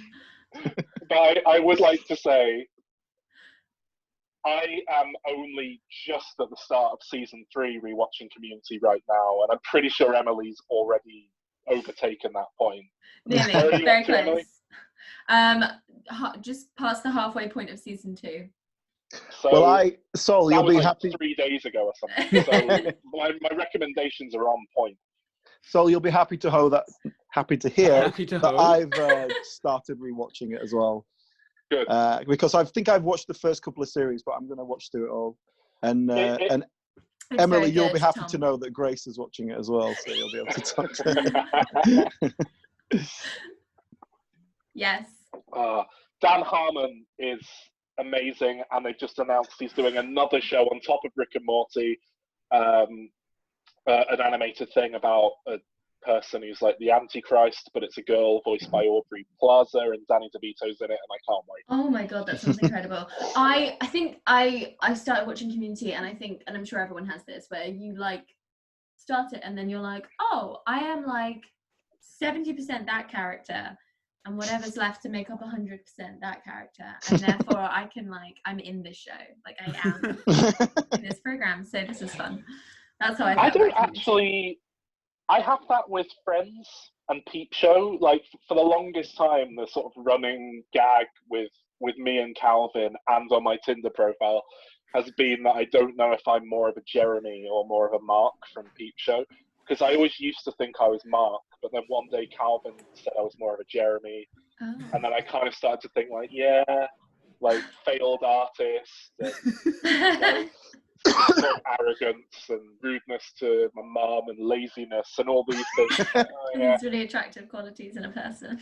We did have a moment at Maybe. university where we were both sort of like, oh, we're just like Jeremy and Mark. Oh, yeah, we are just like Jeremy and Mark. Yeah, you're such a Jeremy. Oh, no, wait, you're Jeremy. What? Like, we both thought that we were Mark. I'm not contesting that given a choice between the two of us, You'd won. you are Mark, Calvin. I'll give you that. You are the plain white toast for, dessert, and the brown toast for main course guy. Oh, right, yeah. That is me. I've done that. But as I've kind of grown, I've started to realise there's a depressing amount of Jeremy in me. But I am very split between those two, and I have the same thing when I watch Friends. I think I'm kind of certainly equal parts Ross and Chandler. Rachel. I used to just think I was Chandler, and there's a bit of Joey in there, a little bit. So all the men split. Yeah, what was? Oh yeah, Community. I have no idea who I am. No, we weren't talking about that. Was the tangent. Okay. And let's not go down a Harmon hole again. All right, let's. We were talking about This Is England, and Calvin is going to give us this rating. Yeah. Go back 20 minutes. This is what happened. I think again, this is another one that I've not seen in a long time, but I definitely saw it about 3 or 4 times when I was sort of becoming a film student, because it was very in at that time to watch it. Yeah. We Even I haven't discussed seen it that on much. I think it's one of the best films ever made. But we Seen it spoke on our twice. episode about how it was a real formative film for our very specific generation of film school goers. That year was the year that film landed was the same year everyone our age was going to film school and was like, yeah, this is what cinema should be. And so I remember it being a real hot topic at university.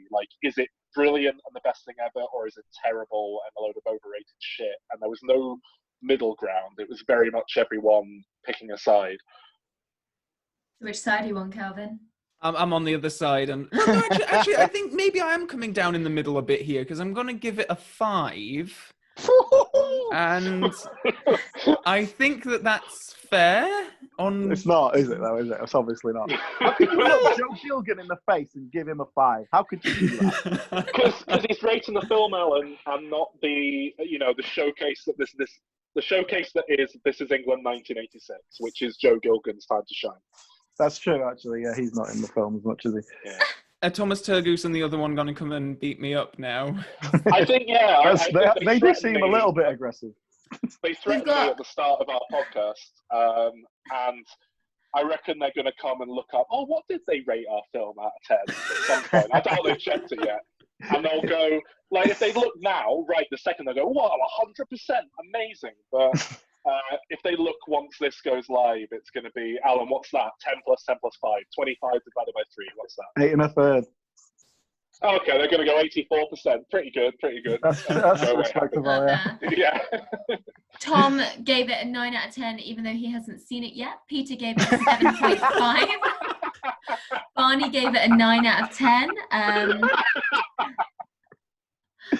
I would probably give it. I'd be around the Calvin mark. I'm not gonna lie. Oh, really? Oh, yeah. I saw it. I saw it back then because again, I was a film student and it was all the big hoo-ha. But it's all the kitchen sink dramas. It's the like, oh, skinheads. I was in a phase as well where I was like, why do British movies always have to be like, oh yeah, I'm gonna shank you? Like, I was like, can we have a British movie that's not that? Shank. You remember when that was to stab? Back in 2006? That's prison parlance. Nobody gets shanked. You have to do prison to do that. No one gets shanked in any of This Is England. But it is that type of a thing, isn't it?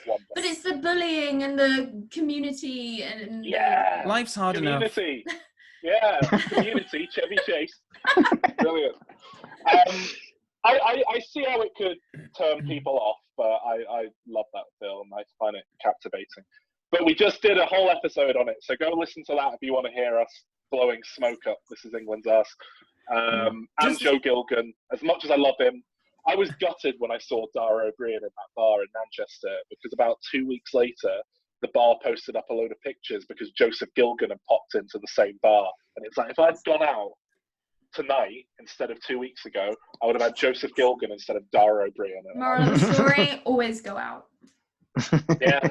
Just on list admin. But not now, because we're on a lockdown. Well, you had your chance and you blew it. On list admin, what is the new top 10? Does that mean that Alien is once again number 1? I guess it does, yeah. Saul had too much to drink now, he can't do percentages. What are you drinking, actually? Right now? Yeah. I'm on a... I must have thrown... Oh, there it is. Hang on. It's in your hand. Yeah, but I had to take the paper off the bottle. Ah.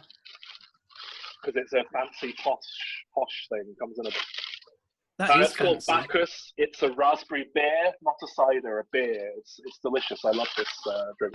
You can only find the cherry flavour in a lot of bigger supermarkets, but the raspberry one is hard to find, but much, much nicer. Yeah.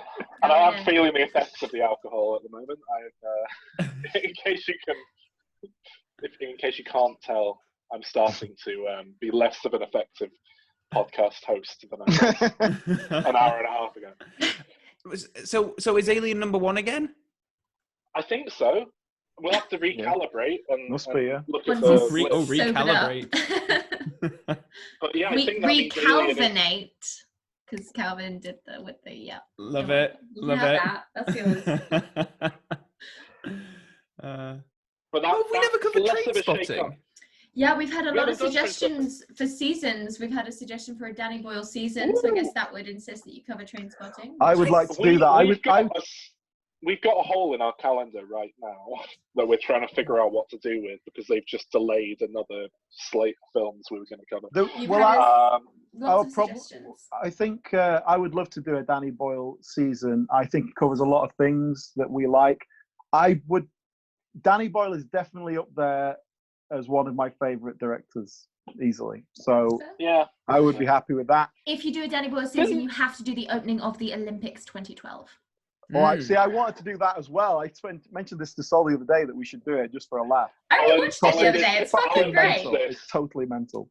Alan pitched this for the live episode. He said, instead of a movie, we should do Danny Boyle's Olympic opening ceremony. It's and we brilliant. That.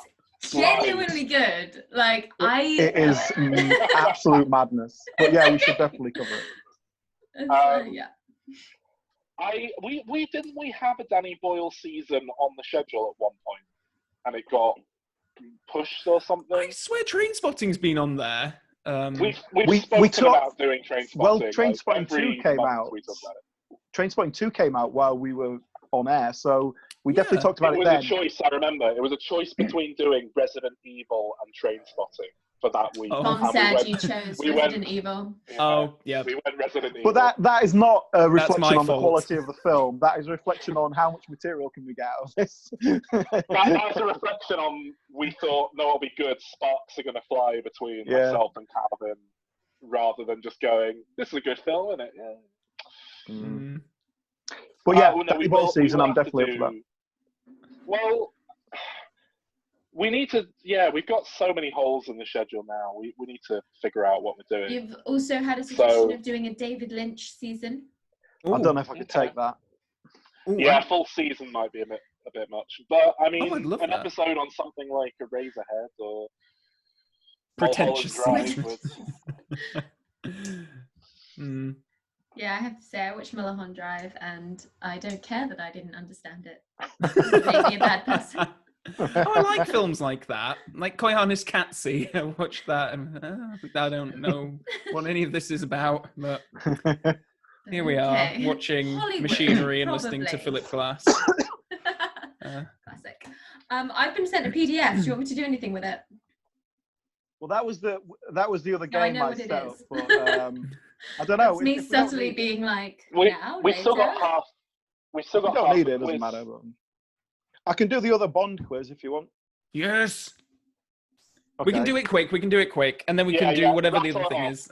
Rattle it off really quick, and then we'll do the other game that's set up, and then we'll do some more Q&A, and then that's probably going to be more than reasonable All right, okay. time slot for this. Here's an easy one for you, Calvin. Right, This is definitely an easy one. Which singer has performed the most Bond theme songs? Shirley Bassey.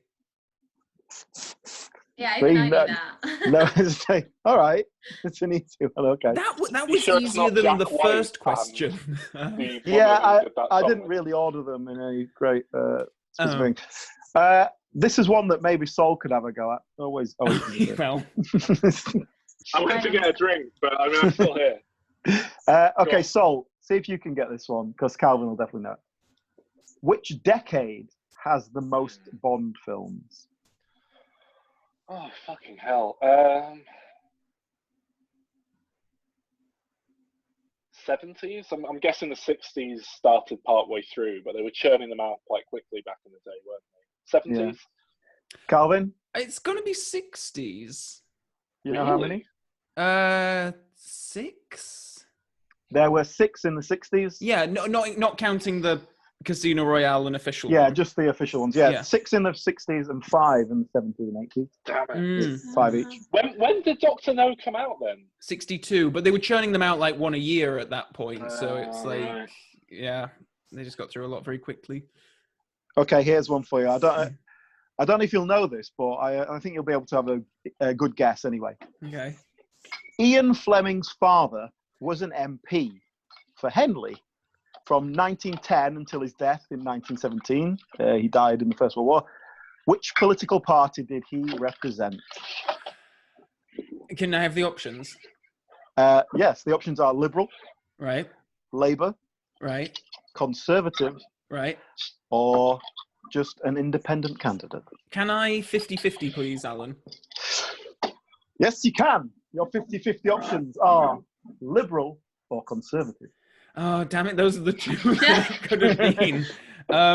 Can I phone a friend, please, Alan? Yes, what friend would you like to phone? Am I allowed to pick someone, or? If you can, like, phone someone on your actual phone right now, I think you should do that. But I don't know about guessing that. You're running Zoom I'm- on it or something. I'm I tempted. think you've got a phone Japanese Bond, haven't you? All right, then. Shall I phone Japanese Bond? I've never met Japanese Bond. I'm fascinated and terrified at the same time. Okay. Alan, can you put us through to Japanese Bond, Jesus please? Christ. Yeah. Okay, I'm let's culturally- go over. I'm just going to go get a drink. I'm putting you through on the satellite link now. Oh, Sol's going to miss it. Never mind. I'll put you through on the satellite link now. I'm ringing. Right. Hello, is that the Japanese operator? Can you put me through to Mr. Bond, number 1 Japan Street, please? Oh, sounds like it's connecting. Yeah. Oh, is that you, Japanese Bond? Oh. Hello, lads. Oh my god. I don't know how well that quick makeup job's created my hair up's taken there, but whoa. Didn't want to go too potentially offensive with it, lads. At least you're not wearing. At least you couldn't grat any eyeliner. Yeah, that's a good hand thing there. What's that in your hair, Japanese Bond? Oh, I don't know what you're talking about, lad. I'm All right. man. It's He's just an looking. elderly man, Calvin. Not your attention to it. I'm an elderly gentleman now. Beat the Yeah, coronavirus. Japanese Bond. Yeah, you look and sound healthy. So you obviously you did have coronavirus. You in fact brought it over to this country, which was a bit of a faux pas. Yeah, what can you do? Slap on the wrist, you know. Hey. It was before the travel ban, though, so I guess. Yeah, exactly. So any complaints directly to the government. How I coping? like this government probably. So no, I How probably are you coping in isolation? What? How are you coping in isolation? Well, I don't understand how this fucking Zoom shite works. Because I'm an old man, so what's going on here? That's it, your grandkids coming in. Did you have to get someone to set it up for you? We say I'm staying at my mate's house. So I just waddled in, he went to get me, yeah. Which mate? In the guest room. my pal, Shoal. Shoal is staying with. Oh. I thought you might have been staying with Cubby Broccoli. I know you two are good friends. And if he's there, it'd be great to hear from him as well. I mean, he's haunting us, but he's long dead. We did a Ouija board one night, and he won't fuck off. Japanese Bond, we have a question for you. Aye, go on. It is a Bond-themed question, although it's more to do with Ian Fleming, so it might not be up your street. Is 92.7 degrees Fahrenheit exactly. Brilliant. That's correct. And the question, of course, is what is the correct temperature to serve sake? If you're just making it up on the spot. I'll tell you now, lad, the correct temperature is whatever I fucking say it is, because I'm fucking James Bond. Are you? Okay, Japanese Bond, here is the question for you. Ian Fleming, your creator, his father was MP for Henley, but for what political party did he represent? Or it was definitely either Conservatives or Liberal Party. Oh, no! One of those two. Would you like to come down on one side or the other? Oh, I mean, if I had to pick there, I'd go Liberal, but I mean, that's a total stab in the dark, lads. I've given you two there out of everything. That's pretty good. That's pretty good. You got to say, Calvin, that's a pretty fair shake of the dice there. Okay, yeah. Do you think Ian Fleming is a man who was brought up in liberal household or a conservative household? Well, this is it. He's liberal didn't mean that back then, did it? Wasn't liberal like your kind of old school Lib Dem where it was a lot more, you know, yeah. A bit more libertarian, maybe, or yeah. But Ian Fleming was very establishment-y, wasn't he? I think. But this is his dad, isn't it? So yeah, he's rebelling against his father. Okay, Japanese Bond. But it seems like Alan's given us a hint the other way, so maybe we should go with that. Okay. Conservative final answer. The correct answer is Conservative. Hey, come on, man. It's about an Eton spy. Of course he was fucking conservative. Ian Fleming went to Eton. I'll go sit in the guest room again. See you later. Thank you. Thanks nice for coming to see us again. I want the camera to pan so we can see him frantically getting that shit out of his head. Rushing it out. Nice. Okay, two more questions. Is there two more? Hang on, I'll have to figure out which ones I haven't asked. There's a couple of toughies, I think. I just saw the ghost of Cubby Broccoli there, and I've got some great hairs from it. So, I'm just scared. It's scared the life. Did I miss anything? Scared the living daylights out of you. Okay, I have two more questions. Great. Okay. All right, first question. I don't know if you'll know this or not. I don't know. Okay. What is the title of the first James Bond novel not written by Ian Fleming? Oh, okay. Oh, you know that one? Yeah, Colonel Is Sun. it a trick question? No. It's Colonel Sun. Well, hang on. What about James Bond Jr., written by Charlie Higson? That was 40 years later. Yeah. That sounded like it was made up and that Sol was that person that No, Saul wrote it's those books. it's real, but that's I thought this was a really recent thing. If they've been pumping out non-Fleming I'm Bond on books Yeah, for- yeah. John All the way through Gardner, the who 80s wrote and stuff. 14 of the bloody things in the 80s. I'm going through all of these. How are they considered? I mean, they can't be like treated as real. Are they Bond, shit? right? Did you know how like Well, how the the original second ones Peter are pretty shit, Pan so- and the second Gone with the Wind were shit? Are they shit? Second Gone with the Wind. Yeah. Emily, you're assuming the original Bond novels are good? I read Casino They Royale and I are. enjoyed it. Therefore, they must be good. And Chitty Chitty Bang Bang is a great movie. So, Ian Fleming knows what's up. I've got it here, actually. Colonel's Son. There we go. Written by Kingsley Amis, which is actually really good. It's one of the really good continuation novels. The John Gardner ones are not so much, but in the second one, for Special Services, it's kind of brilliant because the Bond villain is a megalomaniac ice cream manufacturer who is going to use mind control ice cream to gain access of US satellites. And his wife is a one-breasted woman who is Blofeld's daughter. And it turns out that he's actually gay and he lives in the set of Gone with the Wind. What? Yes, I have it's so good. many questions. I've lost track of them all. I'm going to pick one of my hundreds of questions.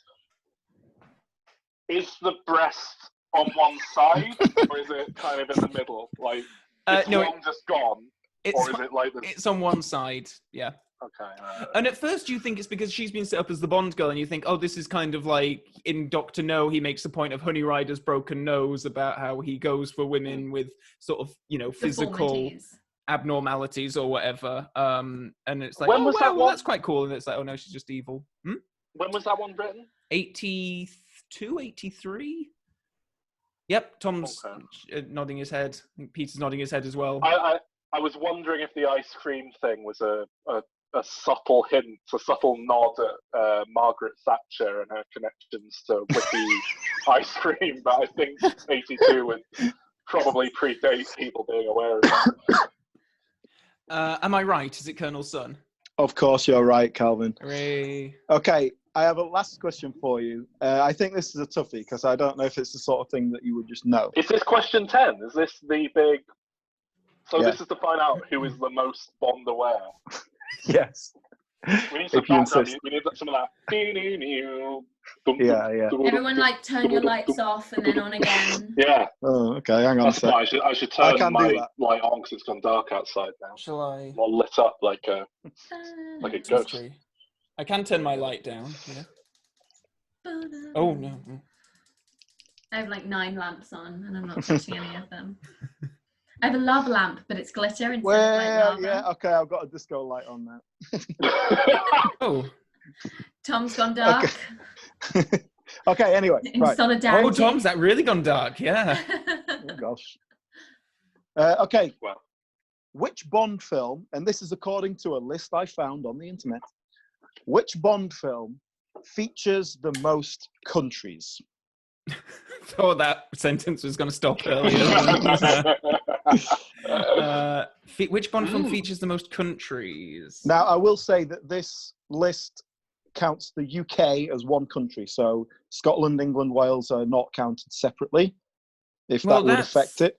Is that a clue? No, it's just a thing. Oh, right, It okay.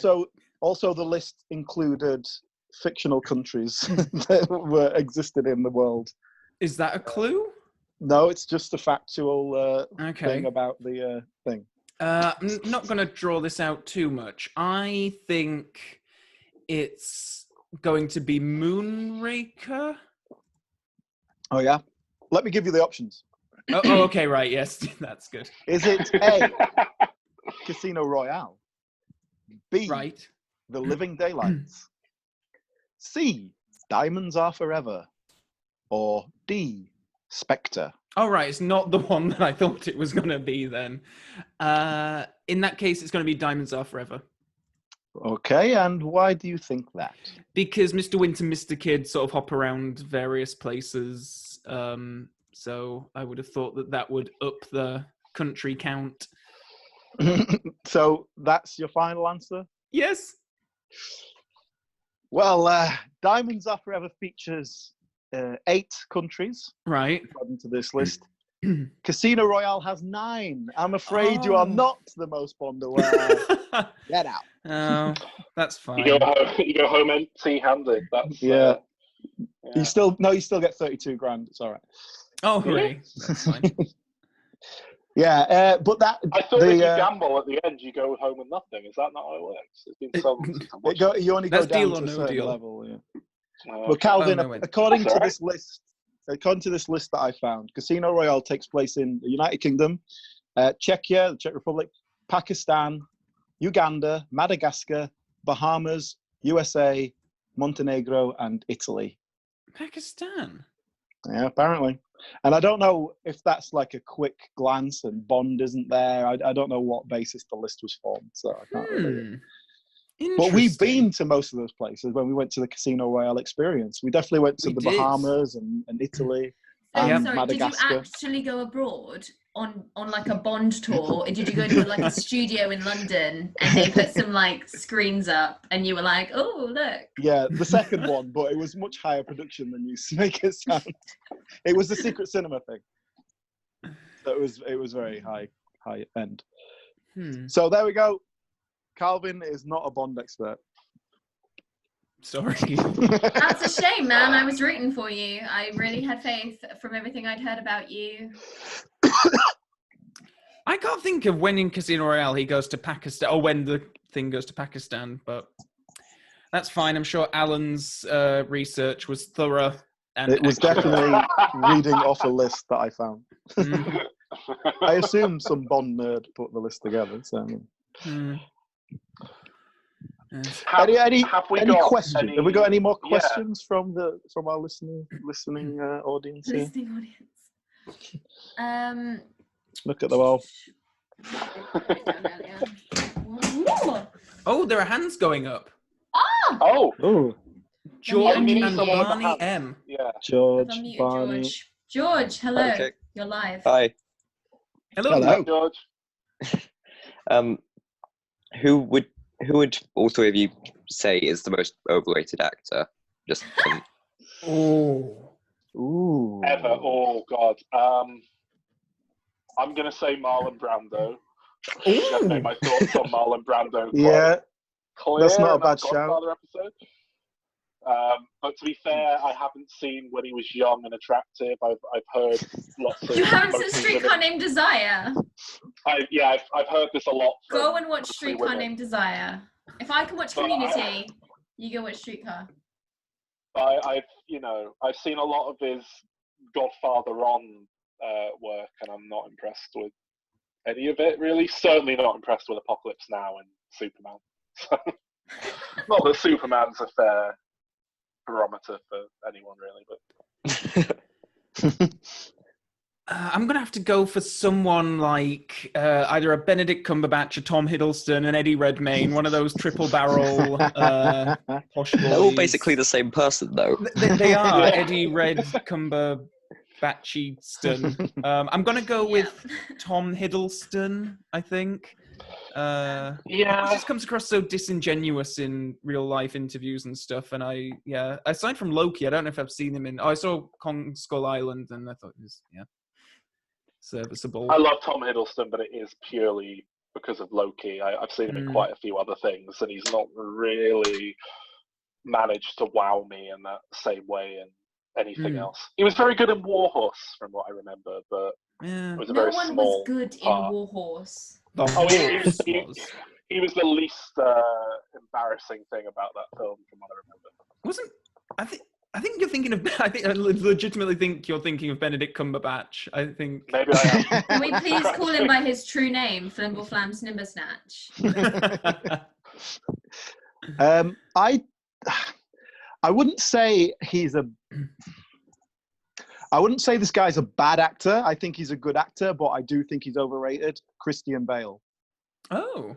Because people seem to think he's amazing, and I think he's good, but he's it's halfway up his own arse. Throws himself into every role, and that annoys me. The Daniel Day-Lewis thing annoys me as well. I think Daniel Day-Lewis goes away with being great, whereas Christian Bale. Christian Bale. I think I'm pro Turing. Christian Bale. I just think he's overrated. I like him as an actor. I think he's a douche as a person. Good question. Yeah. Oh, yeah, I think he's probably a horrible person. I'm not disputing that. I think there's maybe 3 or 4 notable actors now who properly transform into, you know, different people instead of just kind of playing themselves in different situations. And he's one of them. Joaquin Phoenix, maybe Daniel Day-Lewis. Like, there's not a lot of actors doing But like, that kind of. method is a luxury. If you like, I don't just mean method. chipping I in just here. mean. No, but like I those just mean that the truly style of transform performance. tend to follow the method. I know, yeah. And it's a luxury. If I turned up to first day on set and I was like, yes, I need my trailer to be an exact replica of a 1950s office, they'd be like, okay, well, you're fired, and we'll get someone else in who's not a massive problem. But Daniel Day-Lewis does it, and they're like, of course, anything you want. Oh my god. Oh, I can't even imagine trying to work with that sort of bullshit. I It's just don't like so the annoying. whole method thing, believe me. Alan, Calvin, myself, we went to the same film course, and there was a whole prolonged semester. What's the English equivalent of a semester? What do you call Semester, it? we had semesters, Term. didn't we? There Oh, was- term. Yeah, there was a whole portion of a term dedicated to acting, but we were being taught for some reason by someone who like ran the school but was like a failed actor, so she really focused in on acting. And so even though we wanted to learn how to point a camera effectively and that sort of thing, we were instead being taught about literally putting on someone else's shoes to walk a mile in their shoes and learn how to act that way. And it really pissed me off because it's like, no, acting is, there's different tools you can use as an actor, and like method acting is like valid if you are fortunate enough to be able to use it, but so is just kind of putting on a mask and becoming someone else. That's equally as valid as, you know, becoming the role. Plus, it's like Emily says, it really depends on the circumstances as well. Acting falls under many categories. You know, you're not going to go method if you're in a bloody panto. So might not be great acting, but it's still acting. So yeah. Tom says the most underrated actor is Nicolas Cage. I would agree. I think he's great when he's in a good movie. And I think he's in a shit movie. Cage needs to be handled very well. You need to put him into the right position. Like I think what's it called in Las Vegas? Leaving Las Vegas. Las Vegas, yeah. A fantastic film and a fantastic performance. But it's about harnessing the cage. You've got to find out where it works and pointing it in the right direction. If you just let him loose, it's completely. Yeah, but he can be totally insane. Emily, you just wait until you get to the Nicolas Cage episode of Community. There's a whole episode where Abed takes a class on whether Nicolas Cage is good. Don't understand how I'm doing Community right now. I'm already like lying in bed with it on my tablet, like just going episode to episode. Like there's 3 seconds to wait for the next episode, and I'm clicking through that so I can get to it quicker. Now you told me there's a Nicolas Cage episode. I'm not going to be able to sleep, so. Nicolas Cage is wonderful. I love him to pieces, but I think, like Alan says, he's like a force of nature that has to be. Just pointed in the right direction. You can't stop the river from flowing. You have to build a dam and don't build a dam. Point it in the right Just direction. get on a boat. Get on a really beautifully crafted boat and ride the river. That's how you got to tame the cage. You can have that one. That's mine. Can I ask George what his suggestion would be? Probably one of the 3 Calvin mentioned. Oh, right, yeah. Oh, yeah. You're on the same They are basically the same person. So. Yeah, they are. I think Cumberbatch is a very capable actor. If you watch Doctor Strange, you're not going to see it, but I think he's great. Well, I think most things is, yeah. Although I must admit, you know, what's his name? The other one, the little one. I haven't seen Eddie Redmayne. The little one. I haven't seen Danish Girl or Theory of Everything, which are the two kind Theory of of like, Everything was whoa, I'm acting ones. It was terrible. That was the most cringy. I'm playing a real person and they're disabled. Give me an Oscar. Oh, wow. I've got them both in my to watch pile, but I haven't got around to them yet because I'm kind of dreading it a little bit. The theory of It's everything not does just kind of great. play as like, oh wow, if this was like 2 hours special program on ITV on a Sunday night, it would fit there fine, throw some ads in. But yeah, sitting in the cinema, I was kind of like, why am I here watching this? But Eddie Redmayne doesn't even do anything in that film. Like, genuinely, he gets an Oscar for this. Can I throw in another question? Yeah, we've got lots of hands up, which I've just noticed. Well, I want to. People have figured out how to do that when I haven't. I just want to ask a question here. My brother, who unfortunately couldn't come to see the thing here today, but my brother, who's been on the show, friend of the show. He's doing? He's cycling. Probably, very probably, yeah. He sent me some questions, and I like this question that is, what was the first film you remember watching that was the first kind of grown-up film? Not like an adult movie, but a film that was like, I'm a kid and this makes me feel mature because I'm watching this. Oh. Which I think is a good question, even though I don't have an answer for it. Well, I know I think I've spoken on the show very firmly. The big turning point for me when I was like, oh, I'm going to see grown-up films. I'm a grown-up now, was when I went to see No Country for Old Men in the cinema. When was that? Because 2008, probably. Like, it was a 2007 film, but That's I imagine pretty it's old. over What, are you 18 then? Yeah, I'll have been 17 when that came out here. Okay. I thought it was going to be something you watched when you were like 11. But this is what I mean. That was like that was a real like, oh, I like film now. I'm not just going to the cinema to watch, you know, whatever comedies just come out with. Okay, I don't know, I get that. Who was even a comedy star back then? Yeah, but I feel like there must have been a more. You know what? This is going to sound ridiculous and shit, but thinking about it, I think it was Spider-Man 2. I remember renting Spider-Man 2 out. Does that count as a grown-up film? This is what I mean. Well, it's got dark themes. It wasn't a flat-out comedy. I think that's kind of what I'm thinking.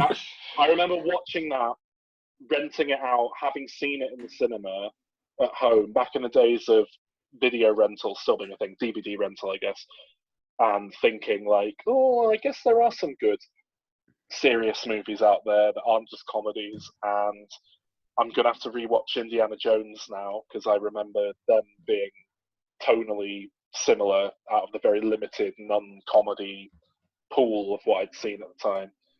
So yeah, I'm afraid I've not really got a more mature choice than that. Well, I'm sure you're going to discredit my mature choices of Star Wars and James Bond, which were films I definitely saw in adolescence. But the first like proper sort of like grown-up film I suppose that I saw was Titanic.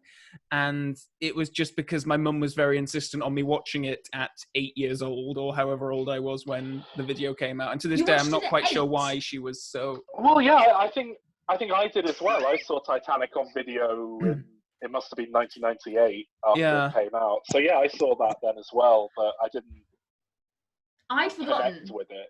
You've just reminded me.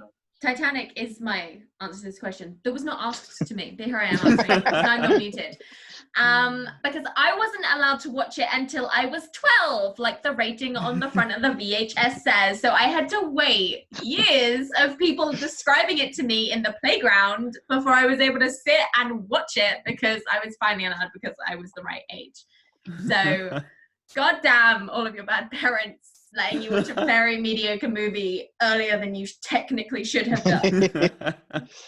I've just remembered something actually, which involves my brother. Now, it's interesting. My brother asked this question, but my brother is nearly 9 years older than me, so he has actually had quite a significant influence on my film watching, I guess. And I've just had this memory of him looking after me and my sister. So we probably would have been, I don't know, 12 and 14. He'd been allowed to look after us. He was at that point, you know, a young man, but, you know, in the thrall of drugs and drink. So he wasn't necessarily the best role model.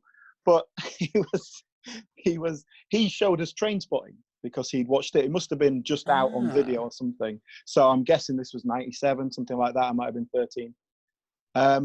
And I remember watching that and then watching it again like the day after or something, because it so obviously had enough of an impact on me that I go, I need to watch that again. And the fact that Trainspotting is still one of my favorite films is perhaps not a coincidence. You know, it's one of those films that had an effect on me at a young age in terms of like, oh, I want to make. I don't think I put it in those terms at the time, but like wanting to make films and seeing films as something more than just a bit of entertainment, I suppose.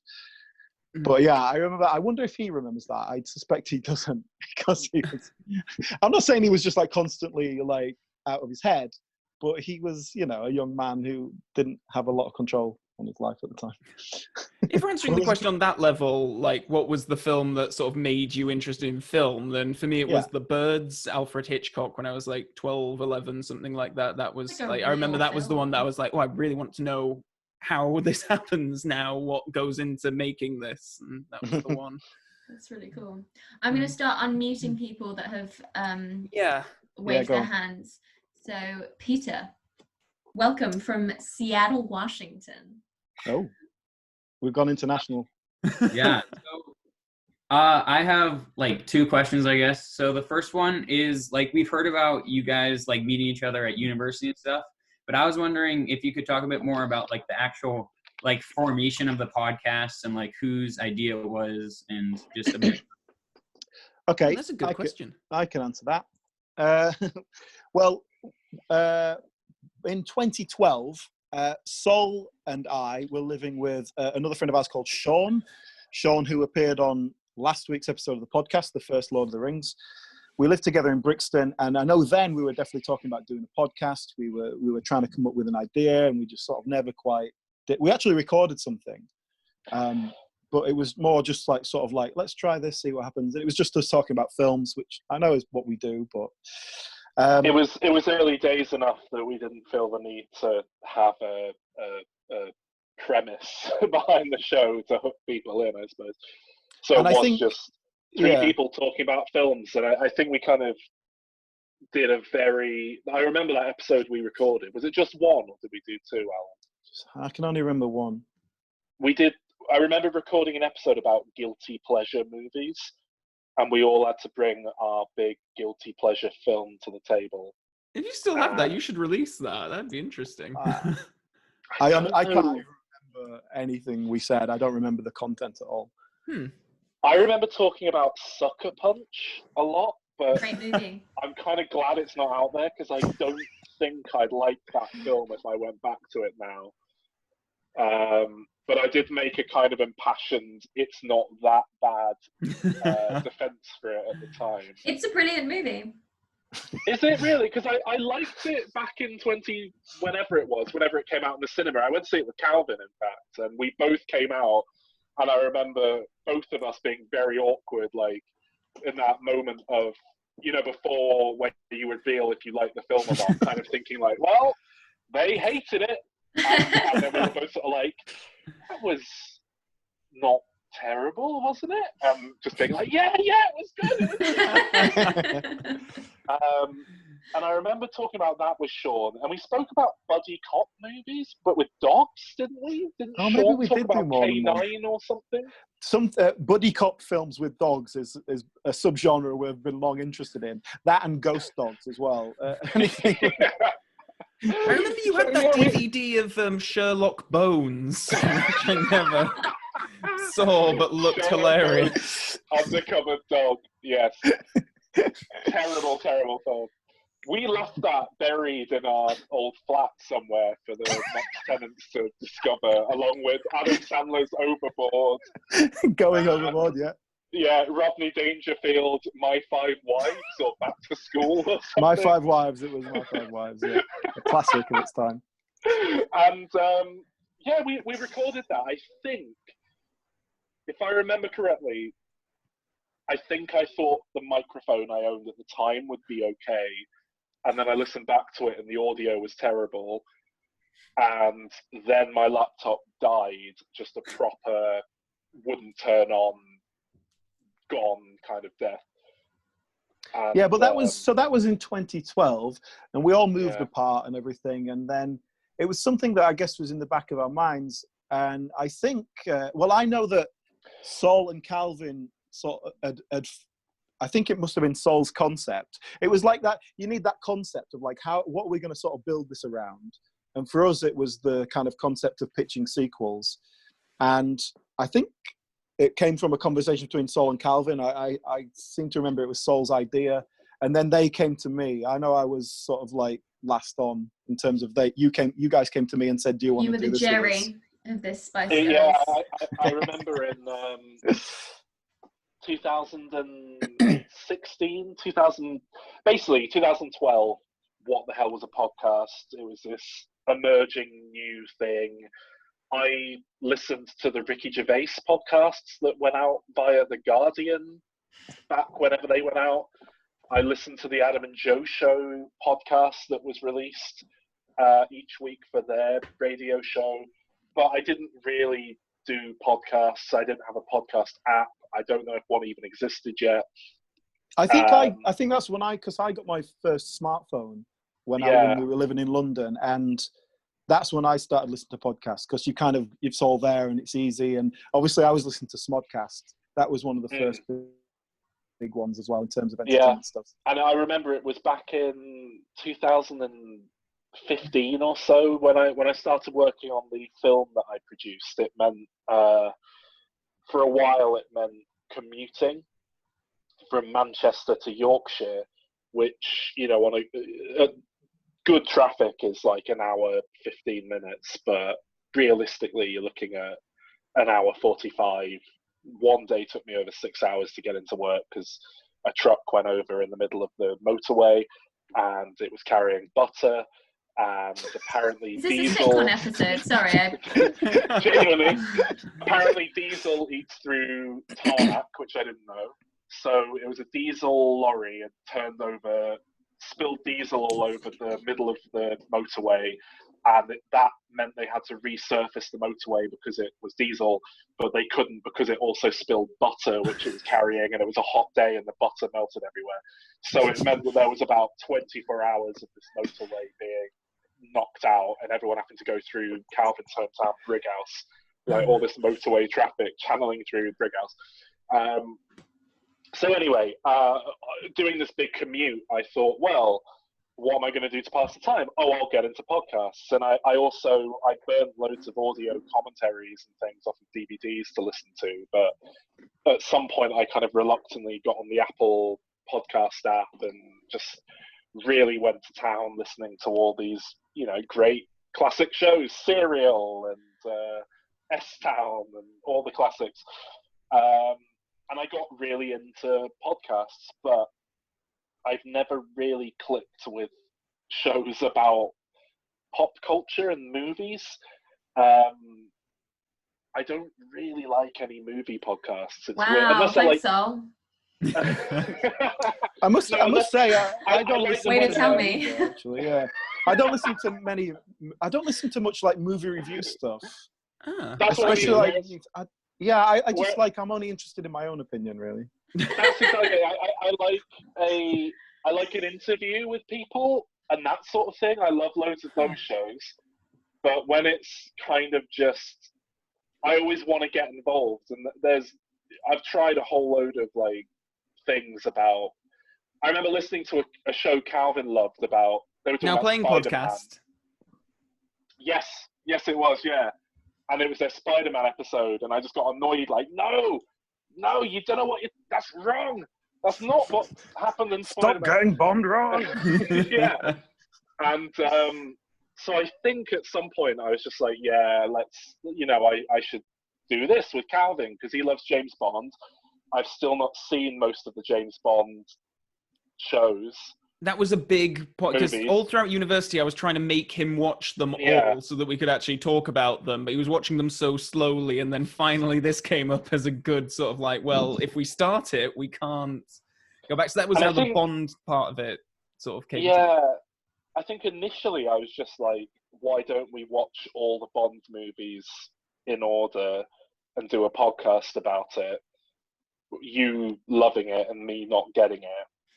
Calvin was the one who said it's probably good to get a third voice on. And we were both like, well, Alan's cool. Let's get Alan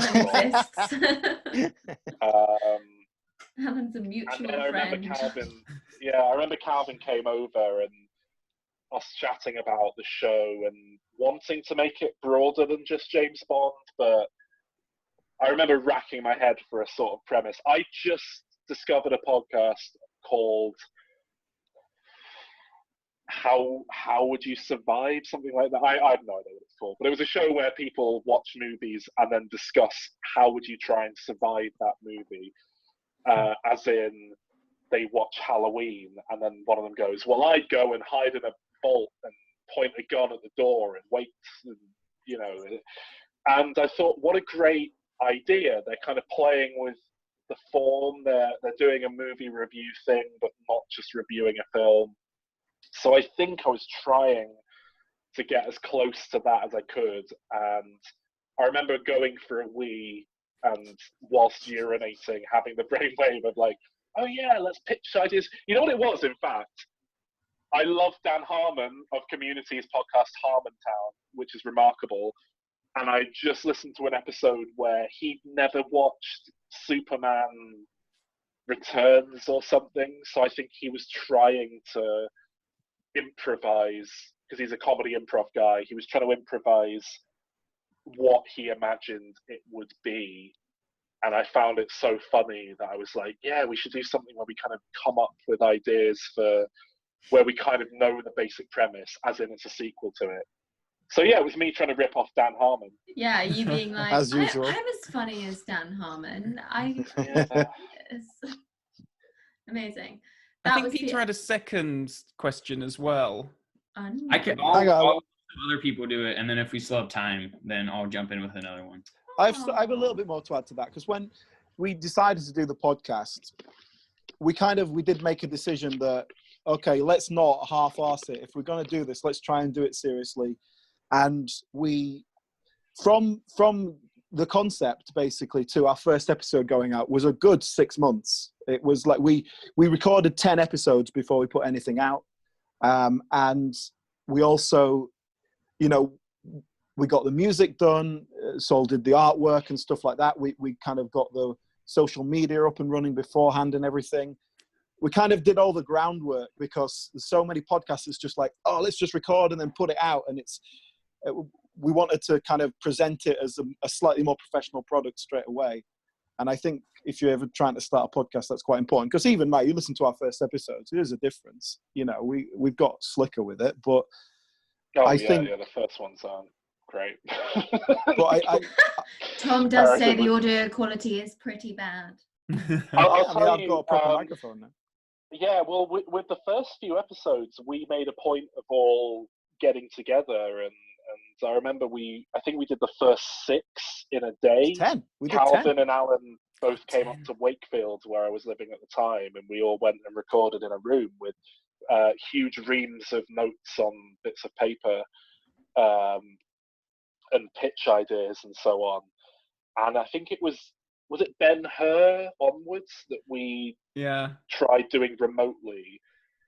And then we very quickly realized that all of us doing it remotely meant we had 3 separate audio streams, and meant that we had much higher audio quality. Yeah. And we've just kind of gone with that ever since. I think we've even had a few instances where 2 of us have gone into another room. I've definitely recorded at Calvin's house once, and I went into the living room and he was in the bedroom. Really? Yeah, definitely. I can't remember, but we definitely did it, though. I think you did that with Judy once as well, didn't you? You like sent her into another room because she was round at your place or something. Maybe. I know, I can tell you that when I was first recording my own, it was Judy's microphone that I borrowed to record on, because I wanted to make sure we were going to do it for a while before I bought a microphone.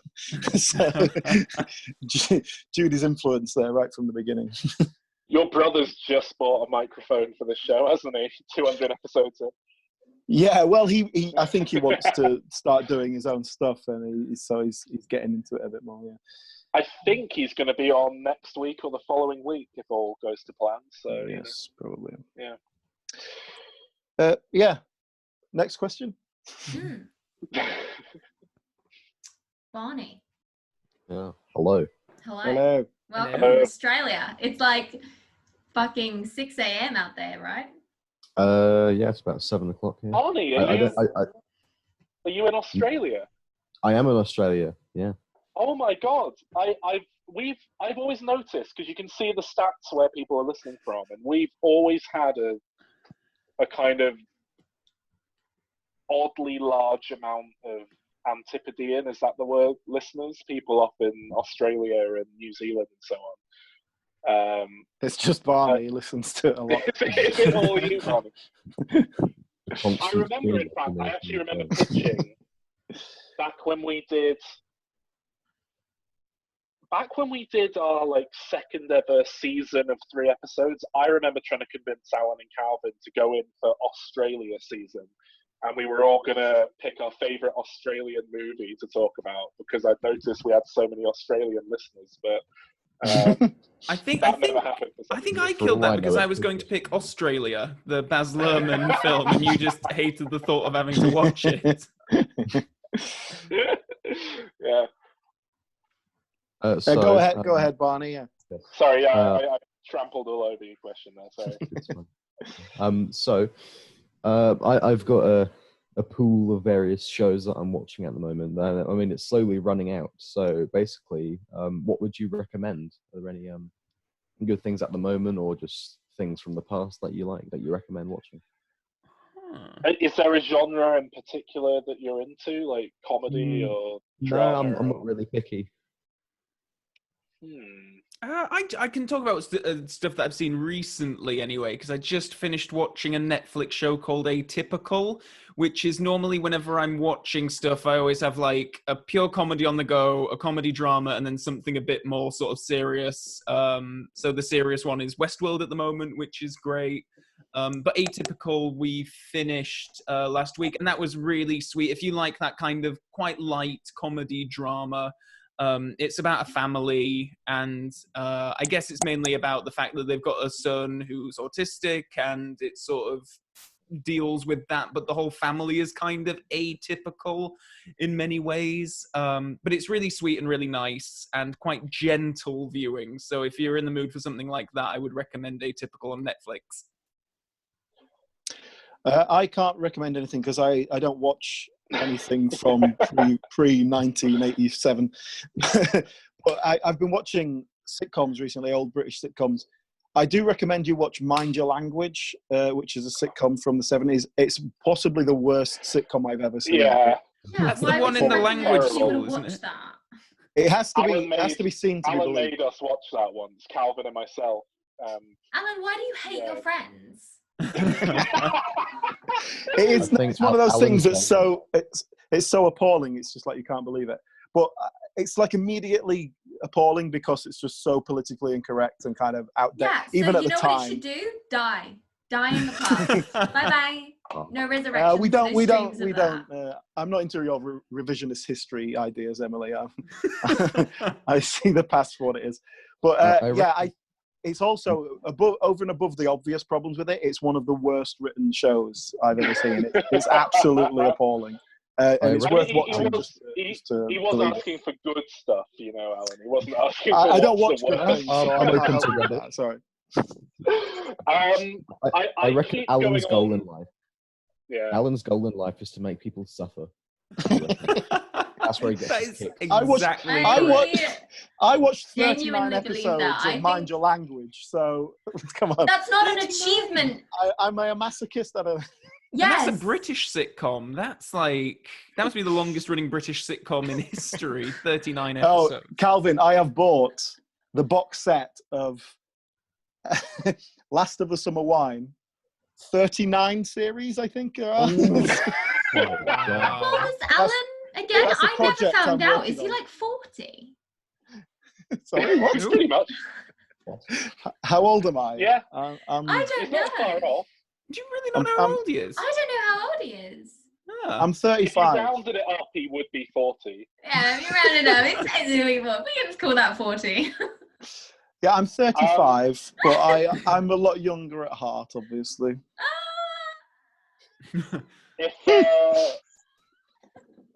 I've already sung the praises of Kingdom on multiple episodes of the show at this point, so I won't bother going into the Netflix Korean zombie drama. Yeah, that's very, certainly very on my good. radar. I watched the Harley Quinn animated series earlier this year. Oh, what's that? It's not something I would have bothered with normally, just because I don't think I quite get the appeal of Harley Quinn as much as some people. Like, I like her, but I'm not as diehard into it as everyone else seems to be. But I got a load of screeners through from work, and I watched the Harley Quinn animated series. I think it's just called Harley Quinn, and it is absolutely fantastic. Really, really surprised me how good it is. If you've ever seen the Venture Brothers, it's kind of like that, but with licensed DC characters all taking the piss out of themselves. It's very good. Alan Tudyk is the Joker as well, which is very much in the mold of Mark Hamill. But I would pay money for that. I'm going to assume you weren't that big a fan of Birds of Prey, because I certainly wasn't. Yeah, Birds of Prey. I'm going to take this opportunity to get more wine because I'm so desperate to see Birds of Prey, and I know I'm going to love it. So actually, fuck all of you. I don't know. I don't know if Emily will love it. That's the thing. It's. Alan, have you seen Birds of Prey yet? Because we're still meant to record a Diminishing on that at some point. But Alan, is it gone? He's being beaten by technology again. Oh dear. I'm scanning. So We've done very well to get this far into the episode without. does he know that we're still on? I can see him. What's Yeah, he doing? but can he see us? Oh, he's grinning. Can he hear us all along? I mean, that's probably a good enough place to move on. Otherwise, we're going to get into Birds of Prey and depth and its failings and shortcomings. We'll save and that that's for probably, later on. yeah, there's probably enough to talk about there for a full episode, honestly. The problem is Emily was controlling the unmuting. So, we can consider this a second interval. I'm going to get my next drink. Oh, I'm sorry, I missed a bit of there. I'm trying to figure out how to Did make you my really? thing work. I'm sorry, I'm just concerned about my battery running out. I'm trying to charge it whilst also still doing this, and it's proving very difficult. Huh. Mine's been plugged in from the get-go. I planned ahead. Do you guys not have desktops or laptops or things? Like, why is I'm recording on my laptop. recording? And in order to not confuse it, because it's a very old, upset laptop at this point, I thought I'd do the call on my phone. So yeah. But how long does it take to get wine, Emily? Jesus. I might take this opportunity to ask, what are your thoughts on season 5 of Better Call Saul? Oh, it's been a joy. I love it to pieces. It's fantastic. Calvin's probably not watched it. Alan's probably not watched it. But I think it's the best season so far, and I'm really I'd almost genuinely. go so far as that. Yeah. Yeah, I'm really genuinely distressed now as to what's going to happen to Kim, because the last 2 episodes.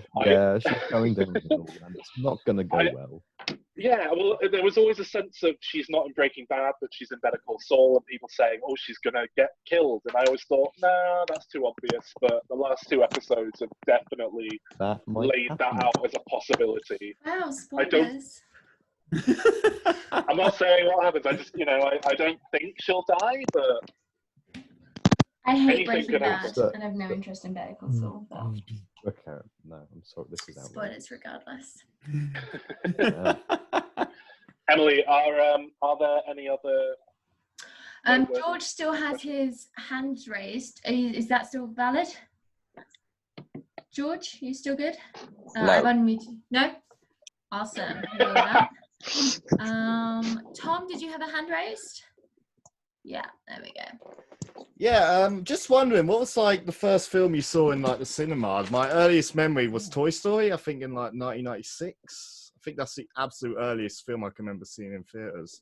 I think I'm with you on that, actually. That's Yeah, the Toy first Story one 1. that, yeah, I remember coming out of Toy Story 1 and, like, yeah, going back home and arranging all my toys and running in and out of the room to see if they did anything when I wasn't there. It wouldn't surprise me if I'd actually been taken to see Aladdin or it was something like that beforehand, but Toy Story is the one that I first remember, certainly. Anyone else? I know I went to see, as a family, we went to see Jurassic Park because my grandma fell asleep. I remember that. But I can't really Jurassic remember. Park? It's loud. The loudest film of its day. Yeah. The first film I can really remember seeing is Jumanji, I think. Oh. I would have been about 11, so it was quite late. Yeah. Didn't go to the cinema a lot as a kid. I remember very distinctly walking into the cinema slightly late as the Cave of Truth was talking in Aladdin and being just completely... Slightly? It's a good, like, 10 minutes into the movie. No, it's not. It's at the very start of the film before you meet Aladdin. You missed, like, a whole song. No, you don't. No, the Cave of Truth's right. Oh, no, you do. You miss the genie, don't you? Aladdin. Yeah, Robin Williams. Yeah. Arabian. Yeah, right. No, hang on. Do you? Don't you see the Cave of Truth right up front? No, the First first of all, thing it's is the Cave of merchant. Wonders. Second of all, the first thing you see is the... It's the merchant with the camera, right? It's like a weird, Yeah. like, fourth wall breaking joke or something. My, I remember walking into box. Aladdin late. See, Sol doesn't because know 'cause he hasn't seen it. I was 2, so don't blame me. How do you have memories from 2? I very distinctly remember going in and being like, whoa, what is going on? Which is pretty much the same feeling I had when I went on the Back to the Future ride. Is it Universal Studios? When you first walk in and just see everything go like... Yeah, I've been on that ride as well.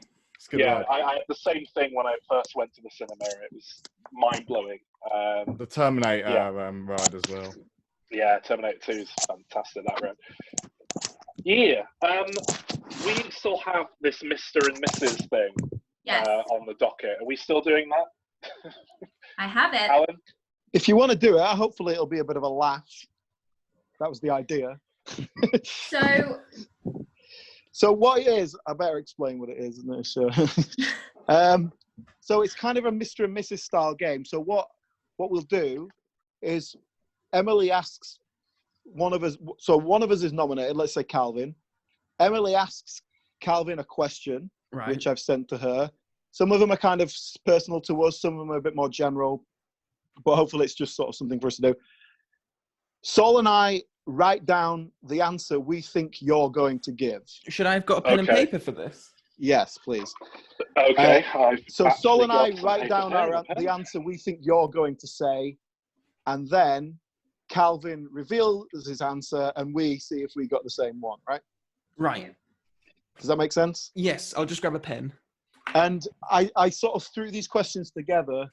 They might not, I don't know if they'll all work, but we'll see how they go. They're not in any particular order, Emily, if you want to just do it, whatever. I'm going to find a pen as well. Sorry, guys. Did you Google, like, most asked questions? Some of them, but some of them are more personal to us. Some of them are more film related.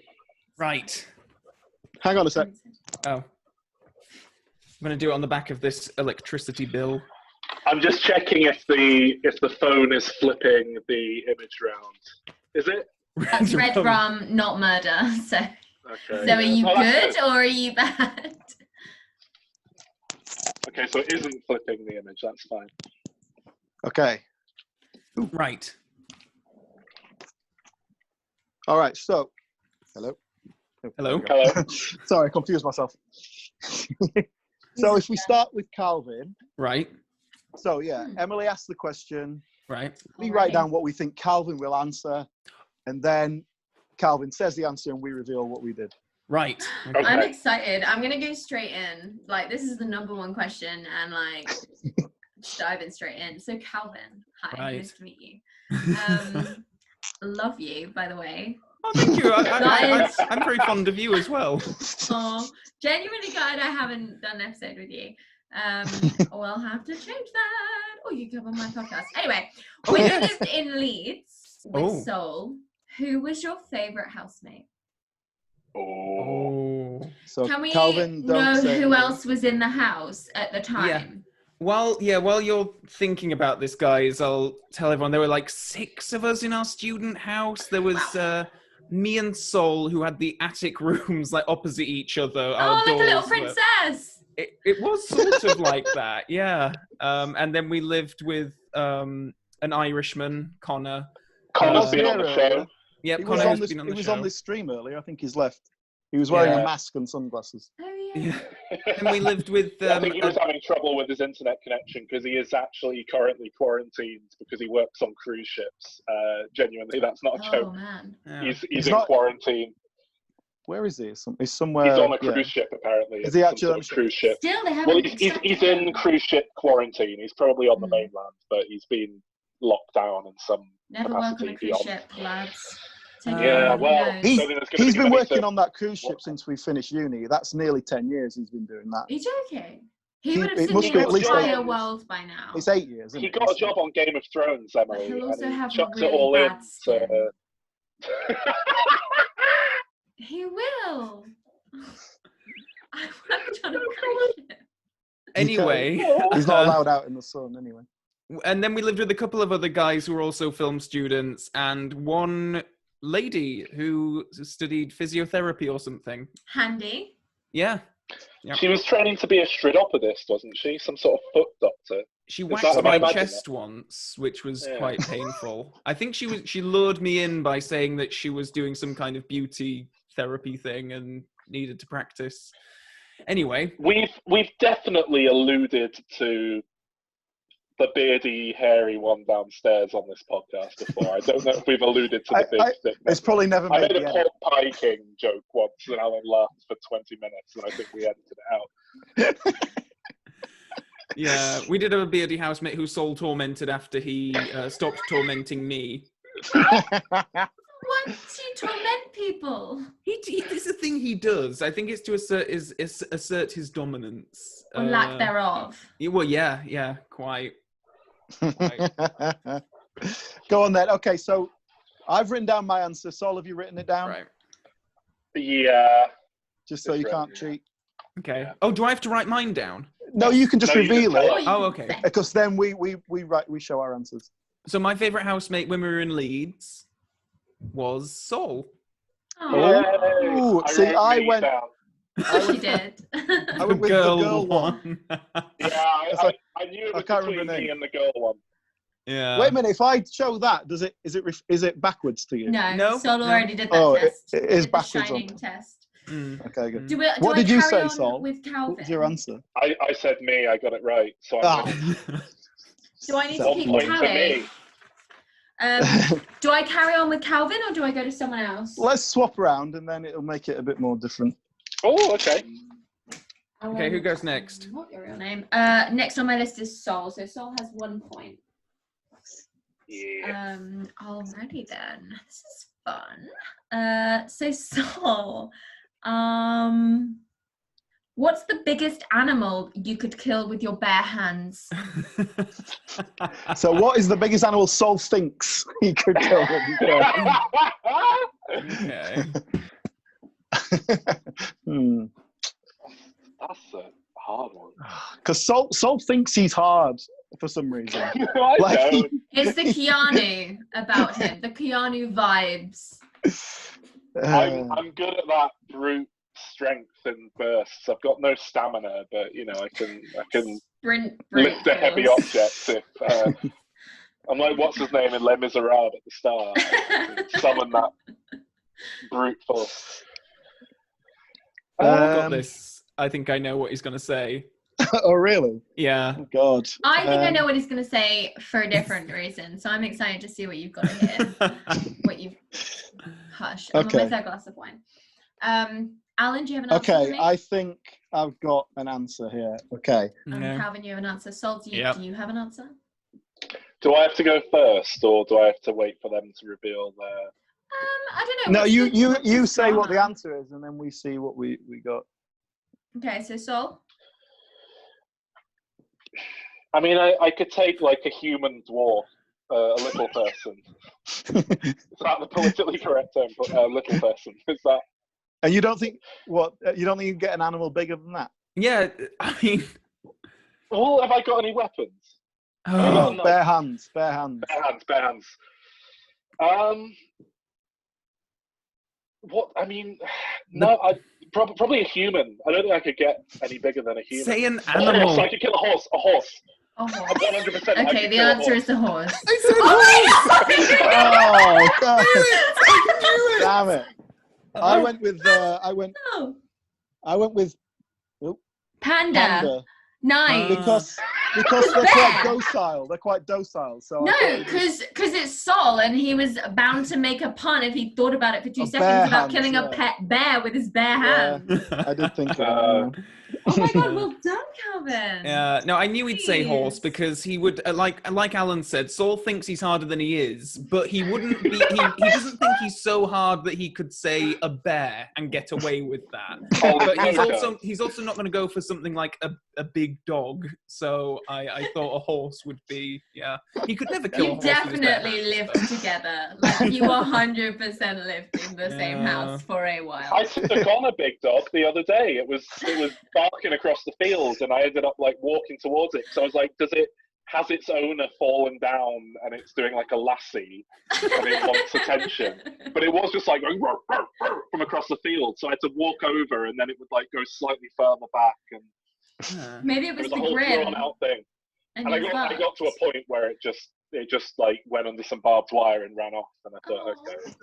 Tom says Grizzly Man. No, that's a bad movie. Hush. Alan, Yes. what type of cosmetic surgery is Alan most likely to have?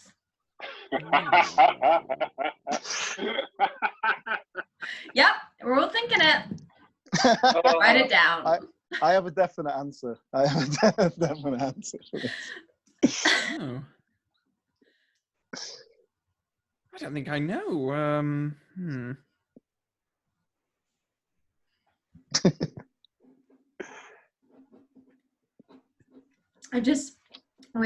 I like to sip when Grace sips because it feels like we're in the same room. Because we're sipping the same thing. Not the same thing, but like the same thing.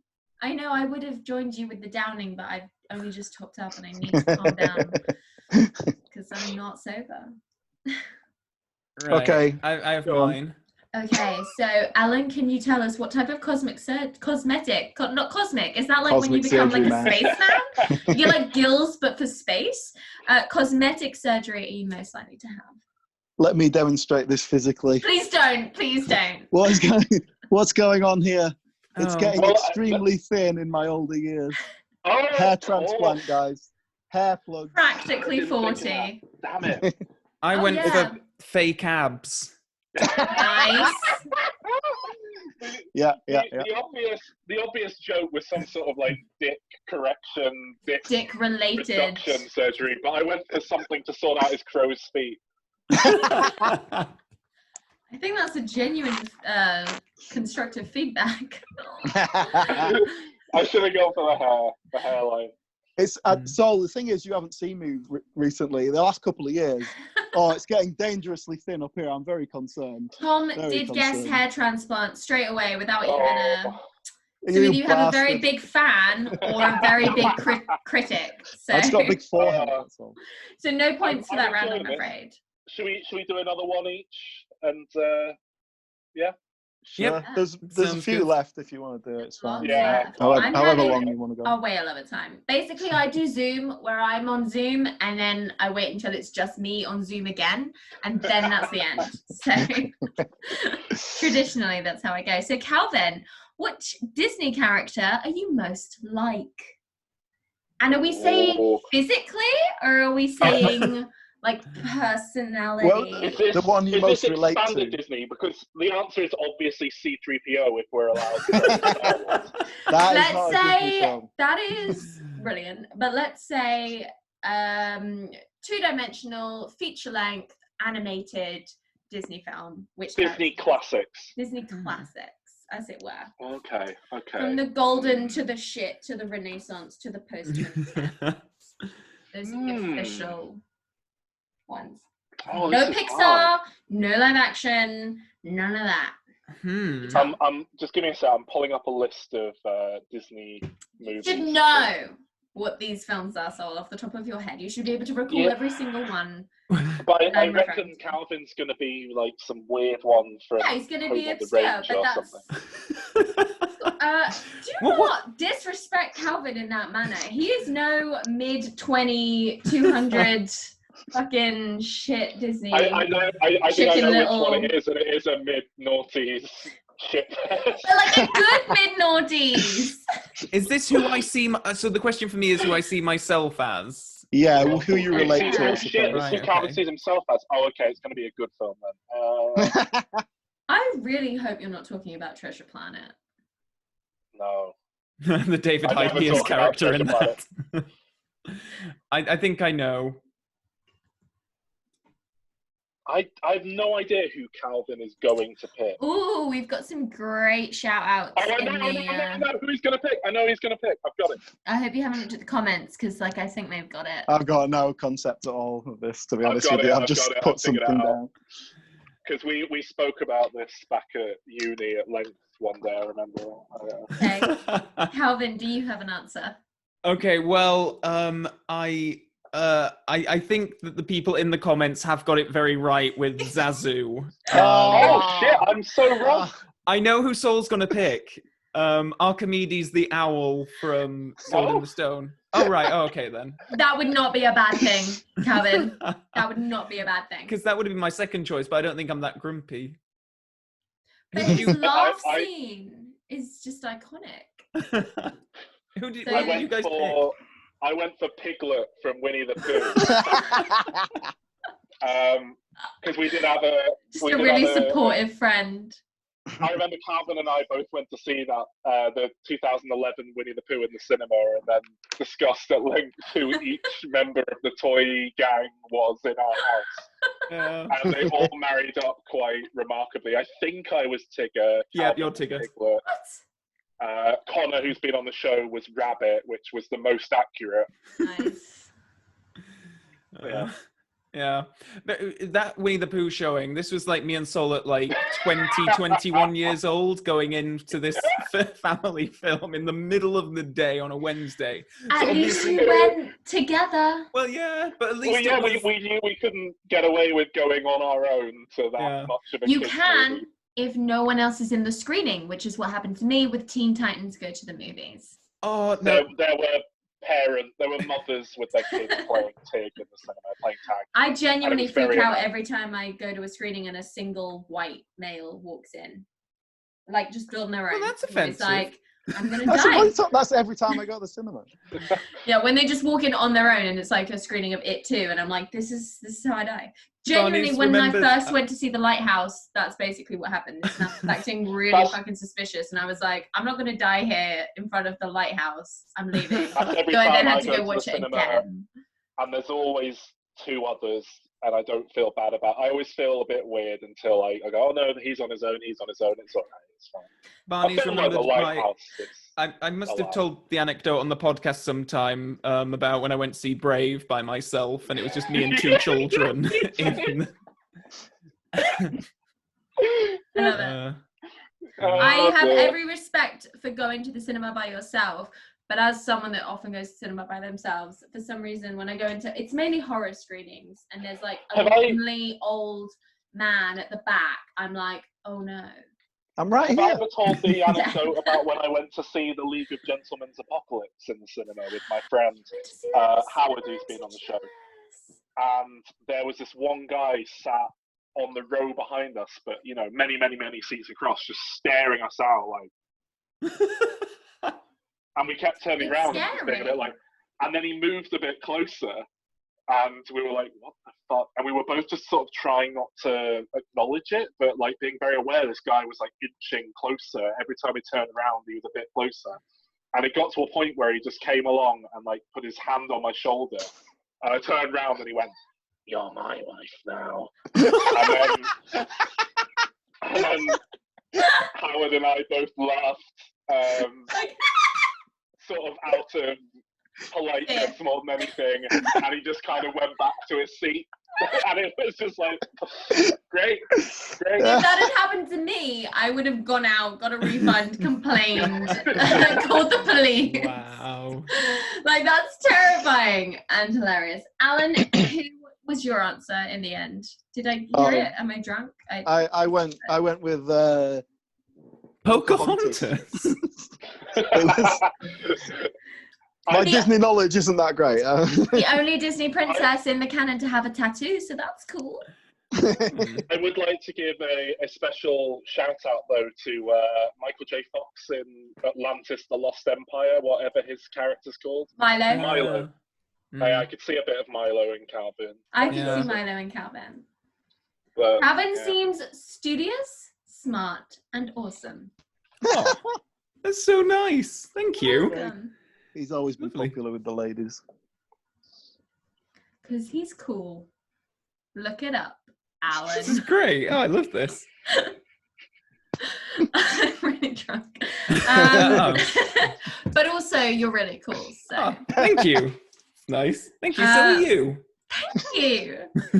This is like flashback to every single student night out where I'll be trying it on with a girl and she'd be like talking to Calvin like, oh, that's really cool. Anyway. And he'd be like, oh, yeah. Does that mean you're trying it on with me? So what? Anyway. So. Oh, there's lots of good ones here. Okay. In terms of overall, I feel this is a very soul question. In terms of overall film quality, which is your favorite decade? Ooh.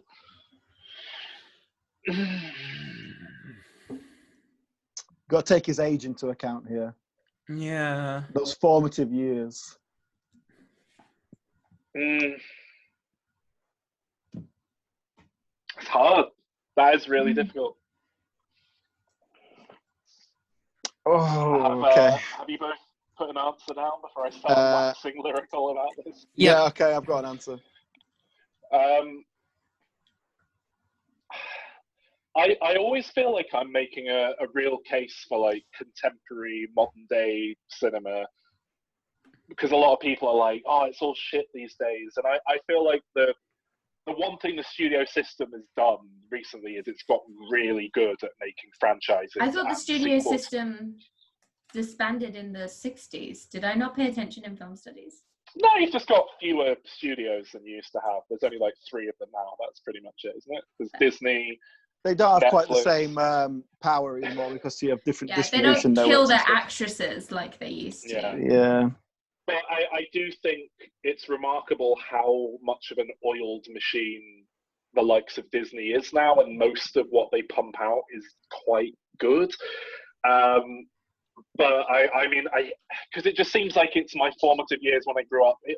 Obviously it's the 90s, because the 1995 and 1999 are like the 2 years that just had all the best films ever made in them. So, and 94 as well. So Damn it, yeah. I so put interesting. 2000s. I have Really? heard 2000? so many arguments as to So why what- 90s was the worst Did you go with they're wrong. 90s? era. Was Yeah. that your With official 90s. answer? All of the comments is filled with 90s. well done. Nice. Childhood nostalgia, mate. You can't beat It's not. It's not. But it's not 1999 is phenomenal. 1995 as well. You've got so many incredible films from those eras. It's like everything right with film was culminating there. You had everything good from the 70s, but you had all the kind of studio bullshit from the 80s, and it was all coming together, and there was just a little bit of CGI and the pinnacle of, animatronics and all that. And You before had everything, The Mario Yeah. Brothers, the movie, and you had Exactly. Space Jam, and you had... oh, I can't wait till we do our Space Jam episode. I mean, it's going to happen at some point. But If you would like a Space Jam episode before these guys do one, I have already done one on my podcast. Haha, plug. So you're all level pegging at 1 point each. We've Ooh. gone Oh, I down actually got one. to Alan. So this could be the Alan. tiebreaker. Could be. Depends how this long means we'll it's go between on me for. and Calvin. Like, yeah. You've Okay. technically... Yeah. So Alan, which actor would play you in a film about your life? Now, this is the thing. Do we play into Alan's ego, or do we go for realsies? Well, it's obviously, like, there's an obvious answer, but they're older than him, so it wouldn't make sense. He's pretty old, though, It's you got to guys. be. I'm taking this seriously, as in who younger would you cast? Okay, I've got an answer. Because also, Wow, that was quick. are there Alans? Do we get an Alan aged 9, and then an Alan aged 19, and then an Alan aged 35? Or do we just I get have one no Alan? idea what. I think Alan's going to pick something stupid, though, isn't he? Like, Evan Rachel Wood play Alan aged 9. She was a great child actor. he is, though. He's going to pick fucking Joseph Gilgan, because we've been going on about how much we love him. What? I'm really bad with this. Yeah, because it's actors under. Nice. 30, We've got really, some good choices. Wow, Chris says the Mario Bros. Movie is the hill I would die on. I've not even seen it, Chris, and I know it's bad. But then I learned the other day that it was underrated. Don Leguizamo that plays Luigi, and now I'm like, do I need to see this movie? I think I do. I You are listened the to the kind of Nostalgia person- Critic. You are the kind of person who would love, unashamedly, the Mario Brothers movie. I think I would. I think I've been denying my true self because I listened to the Nostalgia Critic for so many years, and now I'm like, wait, fuck that guy. No way! I used to listen to Nostalgia Critic religiously, and religiously, and yeah. then I was like, wait, who is this guy? What is he yeah, know? the whole change the Lindsay channel thing. Ellis, the Nostalgia chick, I still listen to. I love with her. a passion. I knew I loved you, Calvin. Right. All right, I have I've an got an actor. answer. We got some great choices here in the comments. So, whose question is it, Alan? What's your answer? Okay, so the obvious choice is Ewan McGregor, but as you say, he's too old. He's too old to play me. So I've gone with someone. I've gone with looks. As someone who could pass for me. He's a couple of years younger. I've gone with Alfie Allen. Oh, I don't know who that is. interesting. That is a really do you know good Game choice, of Thrones? So Yeah. he's Lily Allen's brother in Game of Thrones. Oh, that one that Lily Allen wouldn't be on the show because she'd have He's to Lily have Allen's sex with him on brother the in show, real yeah. life. Yeah, no, Lily Allen isn't in Game of Thrones. Yeah, no, she was offered a role on Game of Thrones and she turned it down because it would have meant She was having gonna to do play an his incestuous real. sex She was gonna scene play with her Yara, brother. which isn't Yeah. even her name in the books. Oh my god! I think that's a fair reason to turn it down. Well, We got Tom says Daniel Day-Lewis, which Jared I was Harris struggling- would be good. yeah, it's so hard he's to think about of people who are 55. older than Alan. much. I was thinking, I I think Tom Hardy could do it really well, but he's too old, and Alan would be furious about Too it. cool. Yeah, I don't like Tom Hardy. I Can we did say go that? with. Oh, overrated actors. Tom Hardy. Jonah was- Hill, I like it. When he's thin, and with a beard, I could kind of see that. Well, I was trying to preemptively predict Alan, and I Is went it Dwayne John The Rock Boyega, Johnson? but, which I still think's quite a good shout. But Yeah, you would. Yeah, I'd happily take that. Yeah. Go. Yeah, Dwayne The Rock Johnson is a good shout. Well. yeah. Does that mean it's a three-way tie? It Pretty is. much, We each have a so- point. We could have more questions to try and break that tie, or I could do a question of my own devising as a tiebreaker. I don't know. We could it's just a bit of fun, guys. Don't get carried away. We're gonna have to. I am about to die on my battery here, so Yeah, I as much as I'm enjoying this, and it's been a wonderful, great bit of fun, I'm very aware that we're coming up to the 3-hour mark. we're 3 hours in. There's little editing we can do on this to put it out as an episode, which is the plan. So it's probably worth wrapping up. We can do it again soon, I think. Yeah, I've had a great time. I hope Yeah, everyone likewise. Yeah, it's been watching fun. I hope and everyone's chucking enjoyed your it. comments in enjoyed it. Yeah. And thank you, Emily, for sort of helping you. We kind of Yeah, Emily huge thank you, volunteered. Emily. Emily volunteered to host us on her Zoom because she's got the proper Because Zoom I where pay for Zoom, yeah. you can last 40 minutes. But actually having someone here to read comments and stuff has been really good, especially, and just to kind of corral us a bit. Especially as definitely. because I'm doing this on my is how phone, I I like can't to call see it. everyone, and I'm getting the comments kind of in a little chat window thing, and I can't read everything. So it's been very helpful to have you here. Thank you. And I've made a new friend, so thank you. Yes! And if you enjoy the comedy stylings of Emily, you can hear more of her on. You can hear last week's or possibly the week before, depending on when we put this episode out. Podcast, The Lord of the Rings: The Return of the King, that we've done on Diminishing Returns. And of course, Emily has her own podcast, which you can plug now if you would. Yes, I have a podcast. It's called Why This Film. It looks back on the movies of your childhood. And that's your childhood regardless of how old you are. It just so happens that most of my friends were born in the 90s, so all of the films have been 80s and 90s. But this week we did a Zulu episode from 1964, so it doesn't matter how old, Alan, or young you are, you can come on my podcast and talk about your childhood, and it's super fun. It's really great. I have a good time, and childhood nostalgia hashtag. Check it out. Thank you to everyone who came to see us and listen to us. I'm scrolling through to see you all now. Look at your little faces. Yeah. Have a look. It has been very Thanks good to so see much for everyone who... It's quite cool just seeing everyone's faces and stuff, putting Yeah. faces to the names. Because I know I see names and stuff. Thanks to everyone for their contributions in this episode as well. Everyone who asked a question and just coming and watching and listening. And thanks so much, guys. Yeah, and thank you. if you've listened to this episode as part of the main feed, if and when we drop it on there, and you think, oh, that sounds like it was great watching that and seeing all those little visual gags and things that we can't hear, then do head over to our Patreon that we plug all the time, patreon.com/dimreturns, and you can perhaps take part in the next one of these if we do another down the line. I think we will while we're all locked down. It's a nice thing to do, and everyone's available to watch. So it's good. Thanks so much, guys. It's been a joy. Stay safe. Wash your hands.